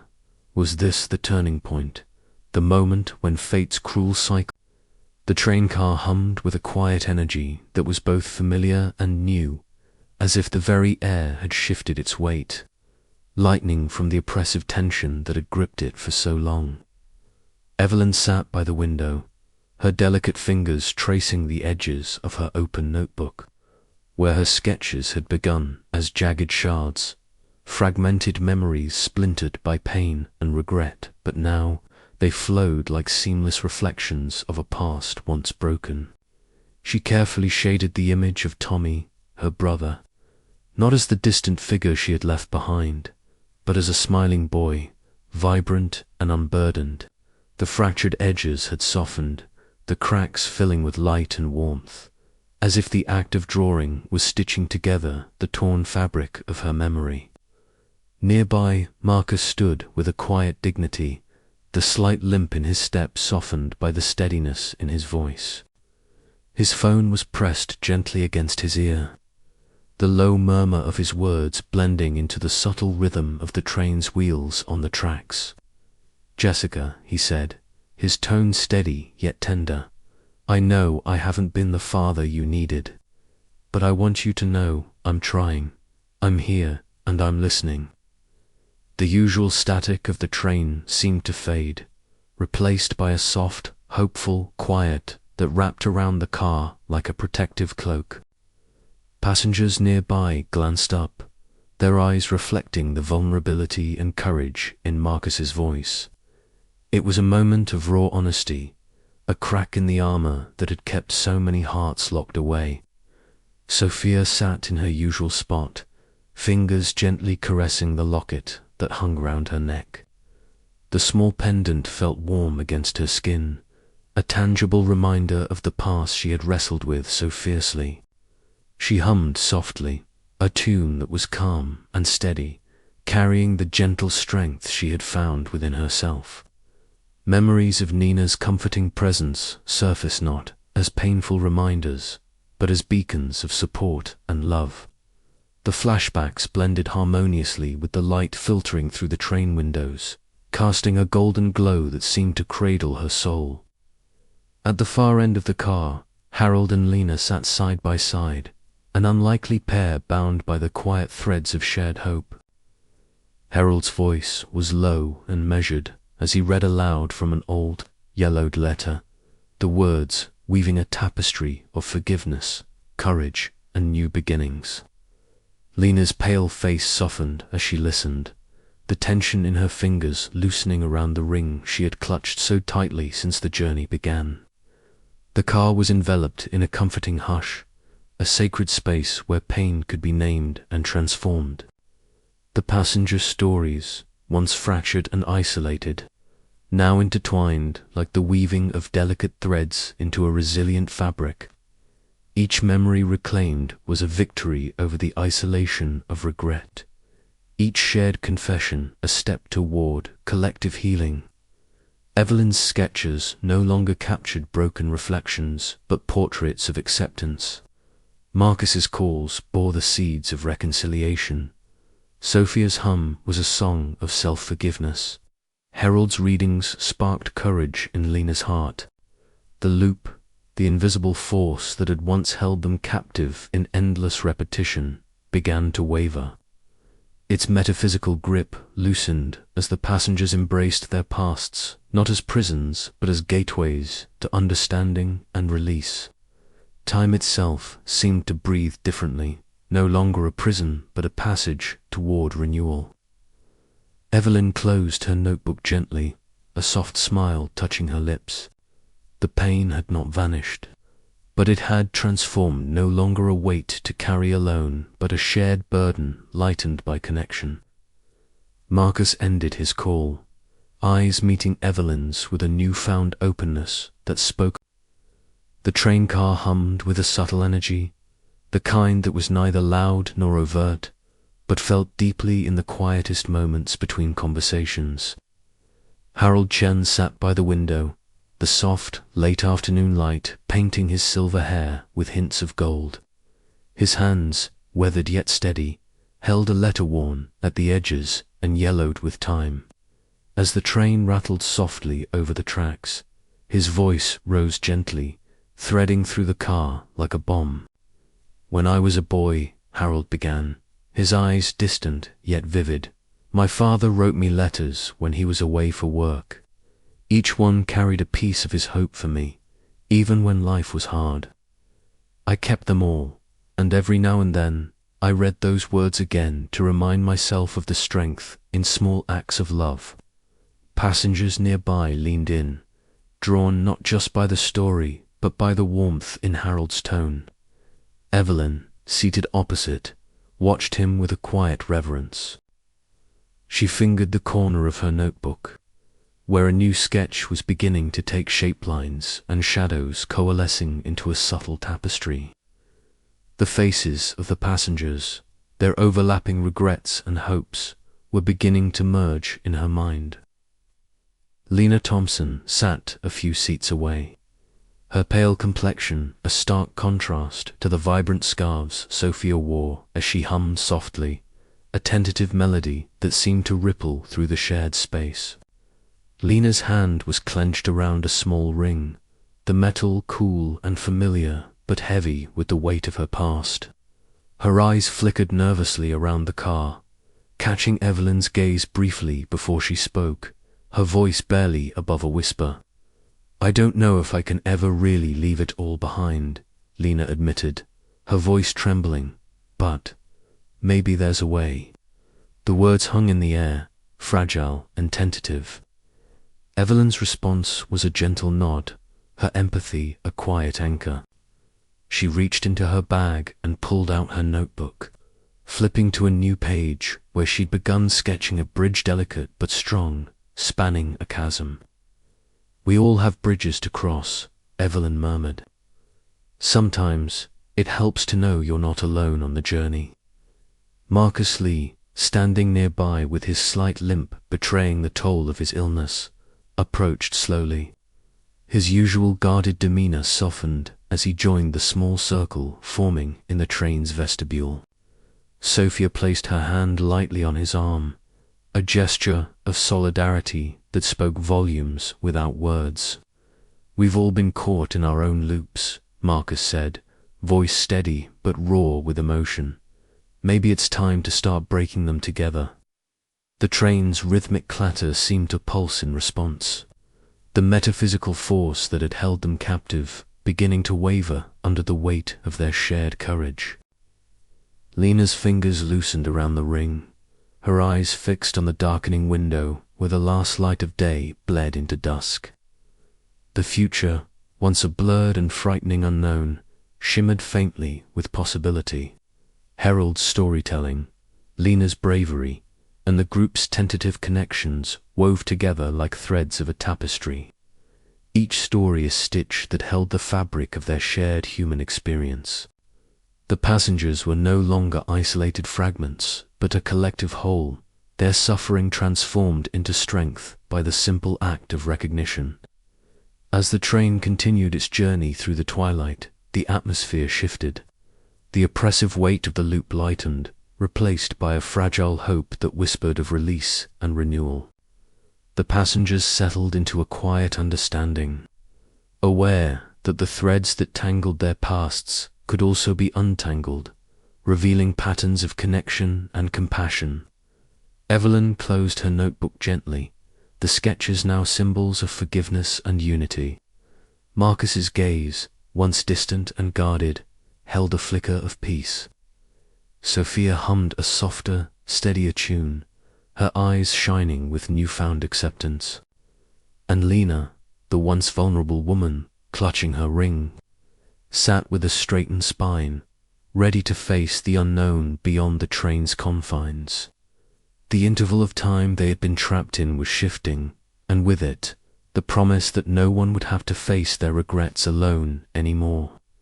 The threads of their lives, once tangled and broken, were beginning to weave a new story, one of hope, healing, and the enduring strength found in shared humanity. But as the train rumbled onward, a quiet question lingered in the air. Could the threads they were untangling truly break the loop, or was there still one final, not yet to be undone? The answer awaited them just beyond the next bend in the tracks, where past and future met in the fragile space of the present. The train car was cloaked in a muted glow as the early morning light filtered through the rain-streaked windows. Outside, the world blurred into streaks of grey and green, the landscape rushing past in a rhythm both relentless and strangely comforting. Evelyn sat silently by the window, the familiar hum and gentle clatter of the train providing a steady heartbeat beneath the quiet turmoil within her. Her notebook lay open on her lap, the pages conspicuously blanker, stark contrast to the frantic sketches and scribbled memories that had filled it since this metaphysical journey began. For the first time in many loops, the urge to fill the emptiness was absent. Instead, a fragile peace had taken root. The passage of time, once a prison confining her and the other passengers in endless repetition, now felt different, less like a trap and more like a current carrying them toward something unknown but hopeful. Evelyn's mind wandered away from the heavy weight of guilt and regret, settling instead on the subtle shifts she sensed within herself and those around her. Across the car, Marcus sat with his usual posture of quiet restraint, the slight limp in his steps softened by the ease that came from a recent phone call. He had just ended a conversation with Jessica, his daughter, one that had been difficult but honest, an opener, stark departure from the guarded silences that had defined their fractured relationship. As he lowered his phone, his gaze found Evelyn's, and in that brief exchange, a silent acknowledgement passed between them, a shared understanding of vulnerability and the tentative hope it could bring. Sofia sat nearby, her fingers absently tracing the edges of the locket she always wore. A soft hum escaped her lips, a gentle melody that seemed to blend with the rhythmic clatter of the train. The tune was different from before, lighter, imbued with a hint of optimism. Memories of Nina's support and the steps she had taken towards self-forgiveness played through her mind, each one a fragile thread weaving a new tapestry of acceptance and courage. Her eyes shone with a quiet light, the shadows of guilt receding with every note. Harold, ever the quiet observer, leaned forward slightly, his voice steady and warm as he shared a story from his past with Lena and the small group gathered near him. His words wove a narrative of loss and hope, of mistakes made and lessons learned, grounding the passengers in a shared humanity that transcended their individual regrets. Lena, no longer clutching her ring with trembling fingers, listened intently, her pale complexion softening with the dawning courage to imagine a life beyond fear. The atmosphere in the train car had shifted imperceptibly but irrevocably. The weight of the past moments, so sharp and unyielding, had softened into something malleable, a reservoir of strength to draw from rather than a shackle to bind them. The passengers, each wrestling with their own shadows, began to see the passage of time not as a relentless cycle of punishment, but as a healer, a teacher guiding them toward renewal. Evelyn closed her notebook gently, a small smile touching her lips for the first time in what felt like an eternity. She glanced around at the faces she had come to know so intimately, the guarded determination in Marcus's eyes, the hopeful spark in Sofia's smile, the calm wisdom etched into Harold's features, and the nascent bravery blossoming in Lena's posture. They were no longer strangers, caught in an endless loop, but fellow travelers on a shared path toward redemption. The train's momentum carried them forward, the rhythmic clatter a steady pulse beneath the words unspoken yet deeply felt. As the landscape outside shifted from the familiar grey to hints of autumn gold, the passengers embraced the subtle transformation within themselves. Each moment, once fractured and painful, was now a stepping stone toward healing. Evelyn's thoughts drifted to Tommy, the brother she had left behind, the source of so much pain and regret. She imagined the possibility of reconciliation, a fragile hope taking root where there had once been only silence. Marcus's recent openness with Jessica suggested that even fractured relationships might find repair. Sofia's newfound self-compassion hinted at the power of forgiveness to mend the deepest wounds. Harold's calm presence was a reminder that wisdom and patience could anchor even the most turbulent souls. And Lena's courage to face her fears symbolized the strength it took to break free from the past. The train seemed to breathe with them, its once ominous rhythm now a gentle heartbeat syncing with their own. The passage of time was no longer a cruel jailer, but a companion slowly, patiently leading them toward the light beyond this metaphysical interval. Yet, beneath the fragile peace, a quiet tension lingered. The loop had shown them their regrets, forced them to confront their pain, but the question remained, could they truly break free? The train's journey was far from over, and the choices they made in the moments ahead would determine whether they remained prisoners of their past or stepped into the uncertain promise of renewal. Evelyn's gaze lifted to the window once more, the world outside a swirling canvas of color and motion. She felt the weight of time differently now, not as an oppressive force, but as a flowing river carrying them onward.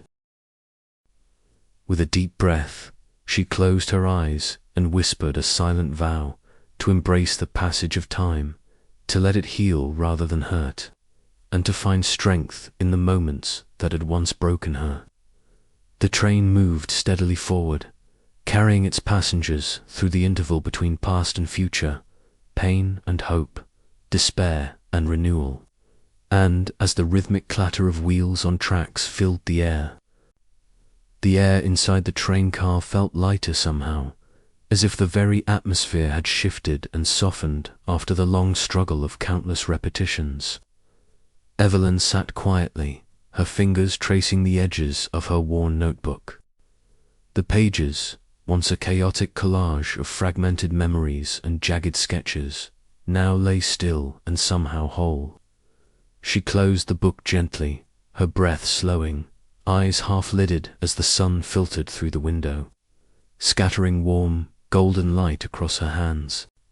The warmth seeped into her skin, a silent balm to the years of cold regret she had carried.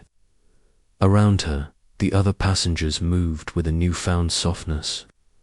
Marcus stood near the door, his tall frame still slightly marked by the limp he had borne so long, but his posture was different now, open, grounded.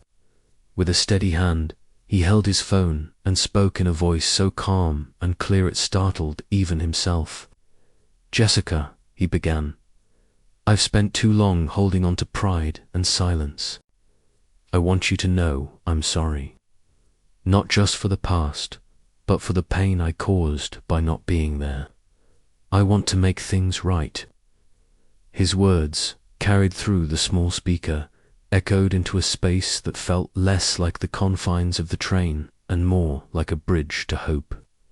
Sofia sat nearby, her fingers nervously twisting the colorful scarf she wore as a shield.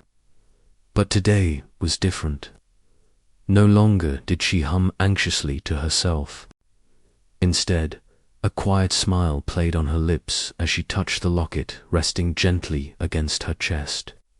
The weight of guilt that had once anchored her heart seemed to lift, replaced by something fragile but real forgiveness. She glanced at the passing scenery outside the window, the world moving forward even as the train remained still in this strange liminal space. Nearby, Harold's calm presence was a steady anchor. He spoke softly to Lena, weaving stories of resilience and hope, his voice a gentle thread connecting their shared human experience. Lena's pale face brightened slightly, the tight grip on her ring loosening as courage flickered within her. The group, once fragmented by their solitary regrets and silent pains, now shared something deeper, a collective embrace of their flaws and histories. The metaphysical pressure of the loop, which had felt so suffocating, began to wane. It was as if the very act of acknowledgement and acceptance had begun to unravel the invisible chains binding them. The train, a vessel caught between time and memory, hummed with a new rhythm, softer, freer, filled with the quiet promise of release. Evelyn's voice broke the silence. Maybe this is the moment we've been waiting for, the moment to let go. Marcus nodded, eyes glistening with unshed tears. It's not about erasing the past, but making peace with it. Sofia looked around at the faces that had become unfamiliar friends in this strange ordeal. Together, we can move forward. Outside, the world was waiting, uncertain, imperfect, but alive. And inside, the train carried them, not just through space, but through the final interval of their shared journey. As the loop's grip loosened, there was a fragile hope blossoming in the hearts of those who had dared to confront their deepest fears and regrets. The interval was ending. The possibility of freedom was near. Yet, as the train's wheels began to hum with a new cadence, a question lingered in the quiet air. Could this acceptance truly break the endless cycle? Or was there still one last moment of reckoning before release? The passengers held their breath, poised on the edge of transformation as the train rolled onward into the unknown. The train's wheels hummed steadily on the tracks, a gentle rhythm that had become both familiar and suffocating over countless iterations. But today, something was different. The air inside the carriage felt lighter, less oppressive. Passengers shifted in their seats, senses sharpened by the subtle shifts around them. Evelyn Park, seated by the window, traced a delicate line on the page of her small notebook one last time. Her pencil lifted, and she closed the book with a soft, deliberate motion. It was the closing of a chapter, both literal and figurative. Her dark hair was pulled back neatly, framing a face softened by the slow unraveling of years of guilt and pain. The fragile smile that touched her lips was born from acceptance, surrender not to defeat, but to the possibility of forgiveness. Her eyes, once haunted by memories of her brother Tommy, now held a calm resolve. The notebook, worn at the edges from countless sketches of fractured moments, rested on her lap like a talisman of release. Across the aisle, Marcus Lee stood near the train's exit, his tall frame leaning slightly on a cane that bore the marks of his physical struggles.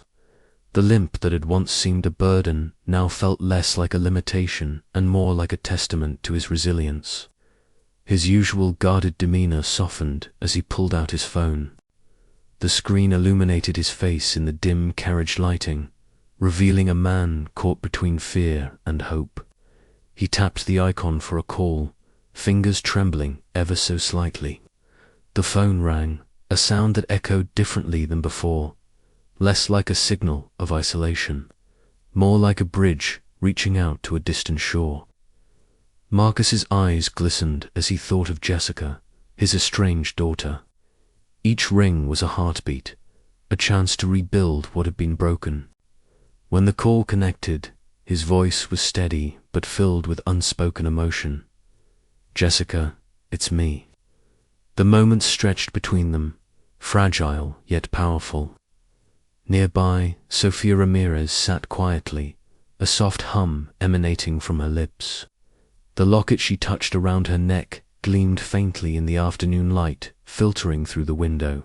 The bright eyes that had once been shadowed by guilt now sparkled with a gentle joy, a reflection of self-acceptance earned through pain and forgiveness. Her colorful scarf draped loosely over her shoulders was a contrast to the subdued tones of the carriage, a symbol of her vibrant spirit rekindled. Sofia's gaze met Lena Thompson's across the aisle. Lena, whose disheveled hair and pale complexion had once been the outward signs of her internal torment, now sat straighter, hands folded calmly in her lap. The nervous clutch of her ring was gone, replaced by a serene composure. A subtle nod passed between them, silent acknowledgement of shared struggle and newfound courage. Harold Chen, the quiet observer of this metaphysical journey, adjusted his worn coat and looked out the window with a reflective calm. His grey hair shimmered softly in the fading light, glasses perched on the bridge of his nose.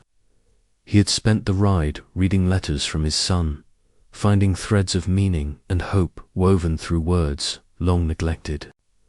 His smile was small but sincere, an emblem of wisdom earned through years of loss and love. The train began to slow, the familiar sights of the station growing clearer through the windows. The metaphysical loop that had bound them, all a subtle force of temporal dissonance and fractured memories, was dissipating. The eerie déjà vu that had haunted every turn was giving way to stillness, a quiet interval where change was at last possible. Passengers shifted their weight, preparing to disembark. Conversations that had once been stifled by fear now blossomed into tentative exchanges. Evelyn's hand brushed her notebook once more before setting it aside, a gesture that resonated beyond the physical act. Marcus lowered his phone, a tentative smile playing on his lips as he considered the healing path ahead. Sofia's hum softened into a contented sigh, and Lena's eyes glimmered with unshed tears of relief. As the train's doors slid open with a gentle hiss, the passengers rose together, stepping into a world that felt both familiar and new. The platform greeted them with the hush of late afternoon, sunlight casting long shadows that stretched toward an uncertain but hopeful horizon. The station platform was awash with the soft glow of late afternoon sunlight, casting long shadows that stretched like the hopes and fears of those who stood upon it. Evelyn Park tightened her grip on her now closed notebook. The familiar weight, a comforting anchor in the unfamiliar expanse of freedom beyond the train's door. Her fingers trembled slightly as she pulled out her phone and dialed a number she had memorized, but never dared to call in years' Tommy's. The line rang once, twice, and then a voice, tentative and hesitant, answered. "Hello," Evelyn's heart caught in her throat. "Tommy, it's me, Evelyn. I was hoping we could talk. When you have time." There was a pause, a breath held across a distance, years in the making. "Okay," he said finally, his voice rough but real. "Let's talk." Her eyes glistened with unshed tears, a fragile hope blooming where once there had been only silence and regret. Meanwhile, Marcus Lee stepped out of the station with a slow, deliberate gait, the slight limp in his step, a quiet reminder of the battles he had fought and those yet to come. His phone was pressed to his ear, and though the conversation had not yet begun, the words he rehearsed played softly in his mind. "Jessica," he whispered to himself, "I want to try. I want to make this right." His chest tightened, but beneath the weight was a burgeoning resolve. The guardrails of pride and fear were crumbling, making way for something far more difficult, yet infinitely more rewarding: vulnerability. Outside the station, the wind caught Sofia Ramirez's colorful scarf, lifting it like a banner of newfound courage. She took a deep breath, the air crisp and full of promise, and smiled, a soft, quiet thing that spoke of battles fought within and a future faced without apology or fear. Her fingers brushed the locket that hung around her neck, a tangible reminder of the path she had walked from guilt to forgiveness. Each step forward was a step into the unknown, but for the first time in a long time, she felt ready.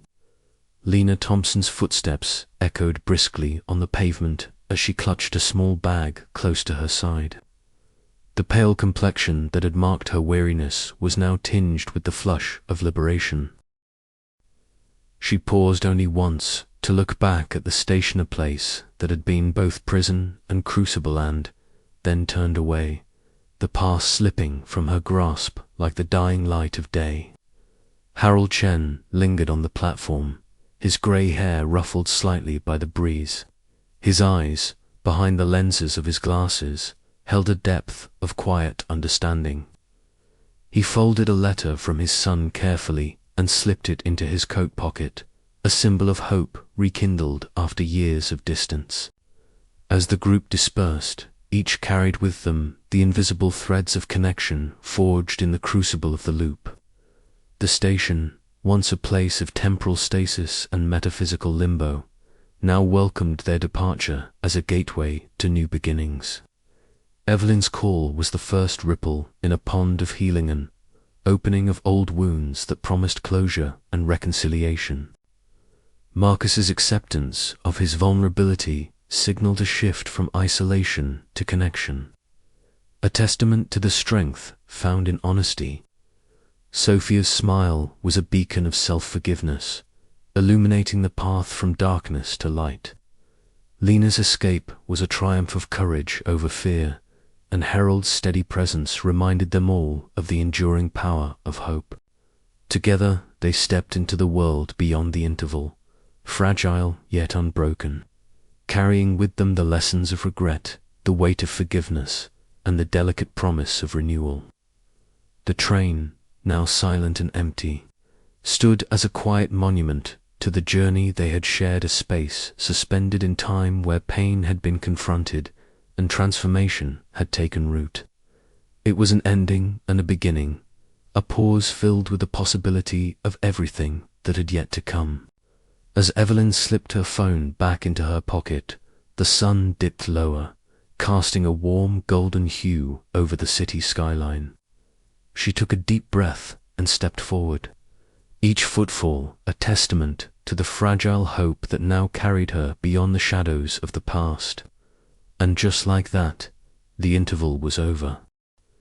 After the interval, the world outside the train felt both familiar and impossibly changed.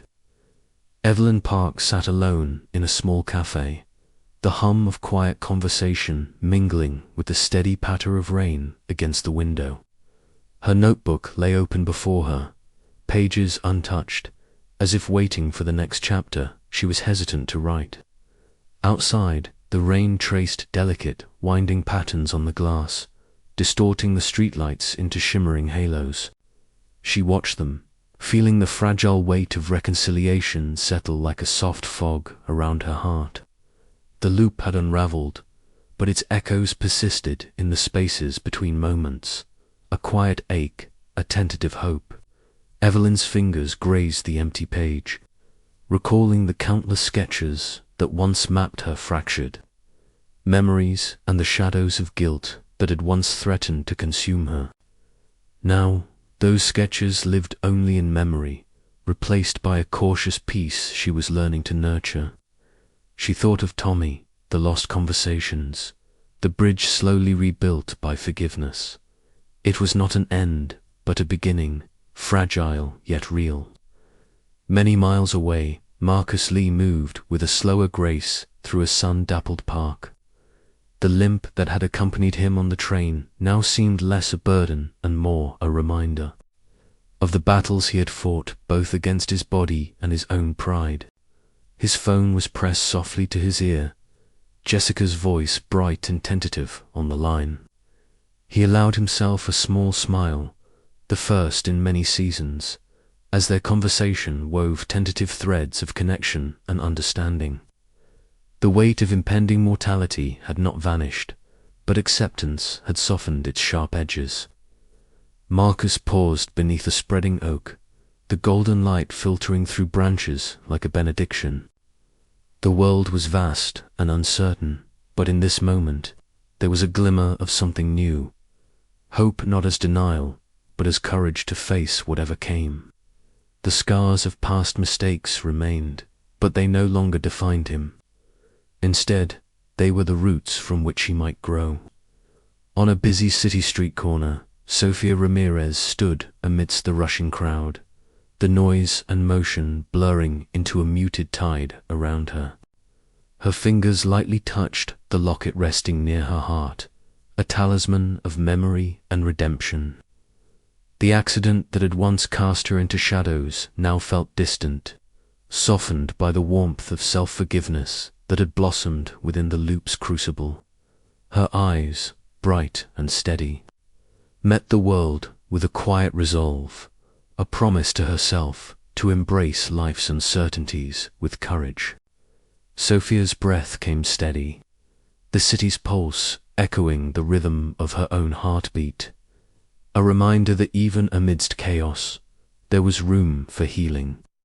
She thought of Nina, of the conversations and laughter that had once seemed fragile but now felt like lifelines. Each step forward was an act of courage, a reclaiming of the life she was determined to live. In a modest home bathed in the soft glow of the golden hour, Harold Chen unfolded a letter from his son. The words on the page were tentative yet filled with hope, a bridge slowly mended across years of silence. Harold's eyes, softened by age and wisdom, traced the familiar handwriting, feeling the warmth of connection rekindled. The room around him was quiet, save for the gentle rustle of paper and the distant song of evening birds. He sat by the window, the fading light casting long shadows that mingled with the quiet promise of renewal.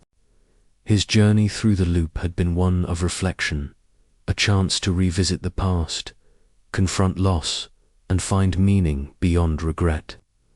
Now, as he contemplated the days ahead, there was a serene hope that the ties that bind us, though strained, could be repaired with patience and love.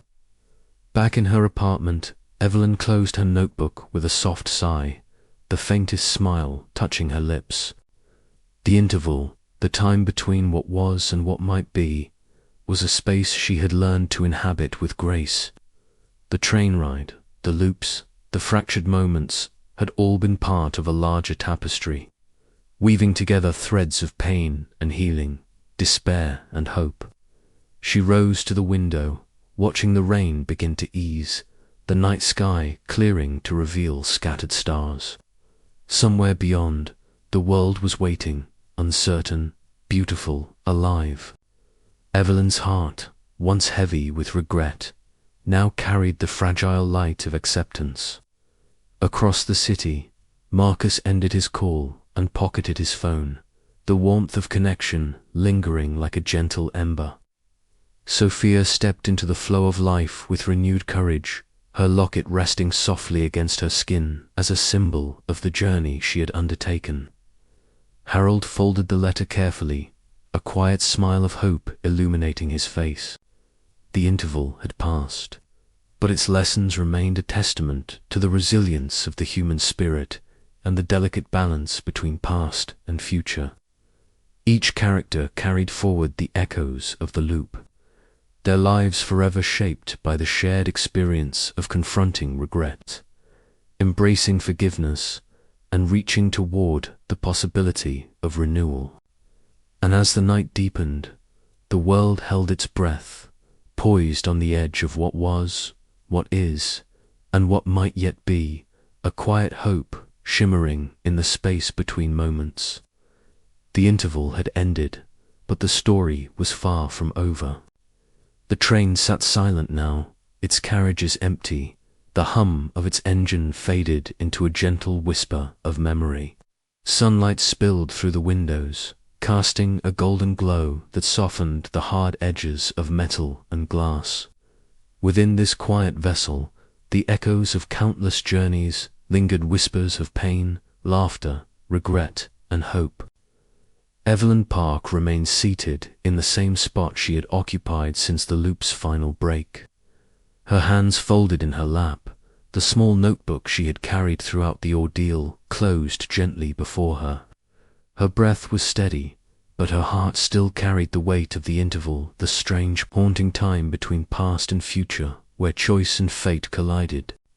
She looked down at the notebook's cover, tracing the faint impressions of graphite that had recorded fractured moments and memories, sketches of faces and places that no longer felt distant but intricately woven into the fabric of her being.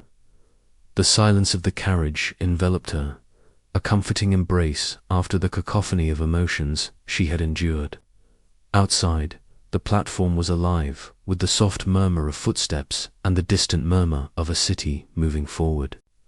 Marcus Lee stood there, his tall frame silhouetted against the pale sky. For the first time in months, perhaps years, his limp seemed less like a burden and more like a mark of survival. He inhaled deeply, the crisp air filling his lungs, carrying with it the scent of rain-soaked pavement and blooming flowers from nearby gardens. His fingers, once clenched tight around a phone filled with missed calls and unread messages, now hung loosely at his sides. The burden of his illness remained, but the acceptance that had eluded him for so long now settled within. Sofia Ramirez wandered through a nearby park, the sunlight dappling through the leaves and casting playful shadows on the path ahead. Her colorful scarf fluttered in the gentle breeze as she gently touched the locket hanging from her neck. A soft hum escaped her lips, a melody born not of sorrow, but of newfound courage and peace. The tragic accident that had once defined her existence was no longer a shackle, but a stepping stone, part of her journey towards self-forgiveness and the embrace of imperfection. Around her, the world seemed alive with possibility, each rustle of leaves and distant bird call a testament to renewal. On a bench near the station, Harold Chen and Lena Thompson shared a quiet moment. Harold's silver hair caught the sunlight as he adjusted his worn coat, his glasses reflecting the sky's pale blue. Lena's disheveled hair framed a face etched with vulnerability, but softened by the courage it took to escape her past. Their eyes met briefly, an unspoken connection bridging years of pain, fear, and resilience. The distant whistle of a departing train faded into the background, replaced by the steady rhythm of their shared breaths. In that moment, the boundaries between strangers dissolved, replaced by a fragile but powerful human connection. The train itself, once a crucible of fractured memories and tangled regrets, now stood as a silent monument to transformation. The metaphysical loop that had imprisoned its passengers in an endless cycle of introspection and confrontation had dissolved, leaving behind only the faintest trace of its presence, memory of an interval in time where lives were unraveled and rewoven, and where the impossible became possible. Evelyn rose slowly, her legs steady beneath her. She walked to the window, pressing her palm against the cool glass as she looked out at the world beyond. The faces she had come to know, the ones etched in her sketches, the voices that had filled the carriages with pain and hope were no longer trapped within the loop. They had stepped beyond, carrying with them the lessons learned in that strange, suspended moment. She thought of Tommy, her brother, and the long journey toward forgiveness that had begun in the shadowed corners of her memory and now blossomed into something tender and real. The burden of guilt and blame that had weighed her down was lighter, replaced by a quiet understanding that some fractures could heal, given time and grace. Marcus's voice echoed softly in her mind, the words of acceptance and vulnerability that had cracked the wall's head built around himself. His journey was not over, but he had taken the first true steps toward reconciliation, not just with his daughter Jessica, but with himself. The strength in his surrender was a beacon in the darkness.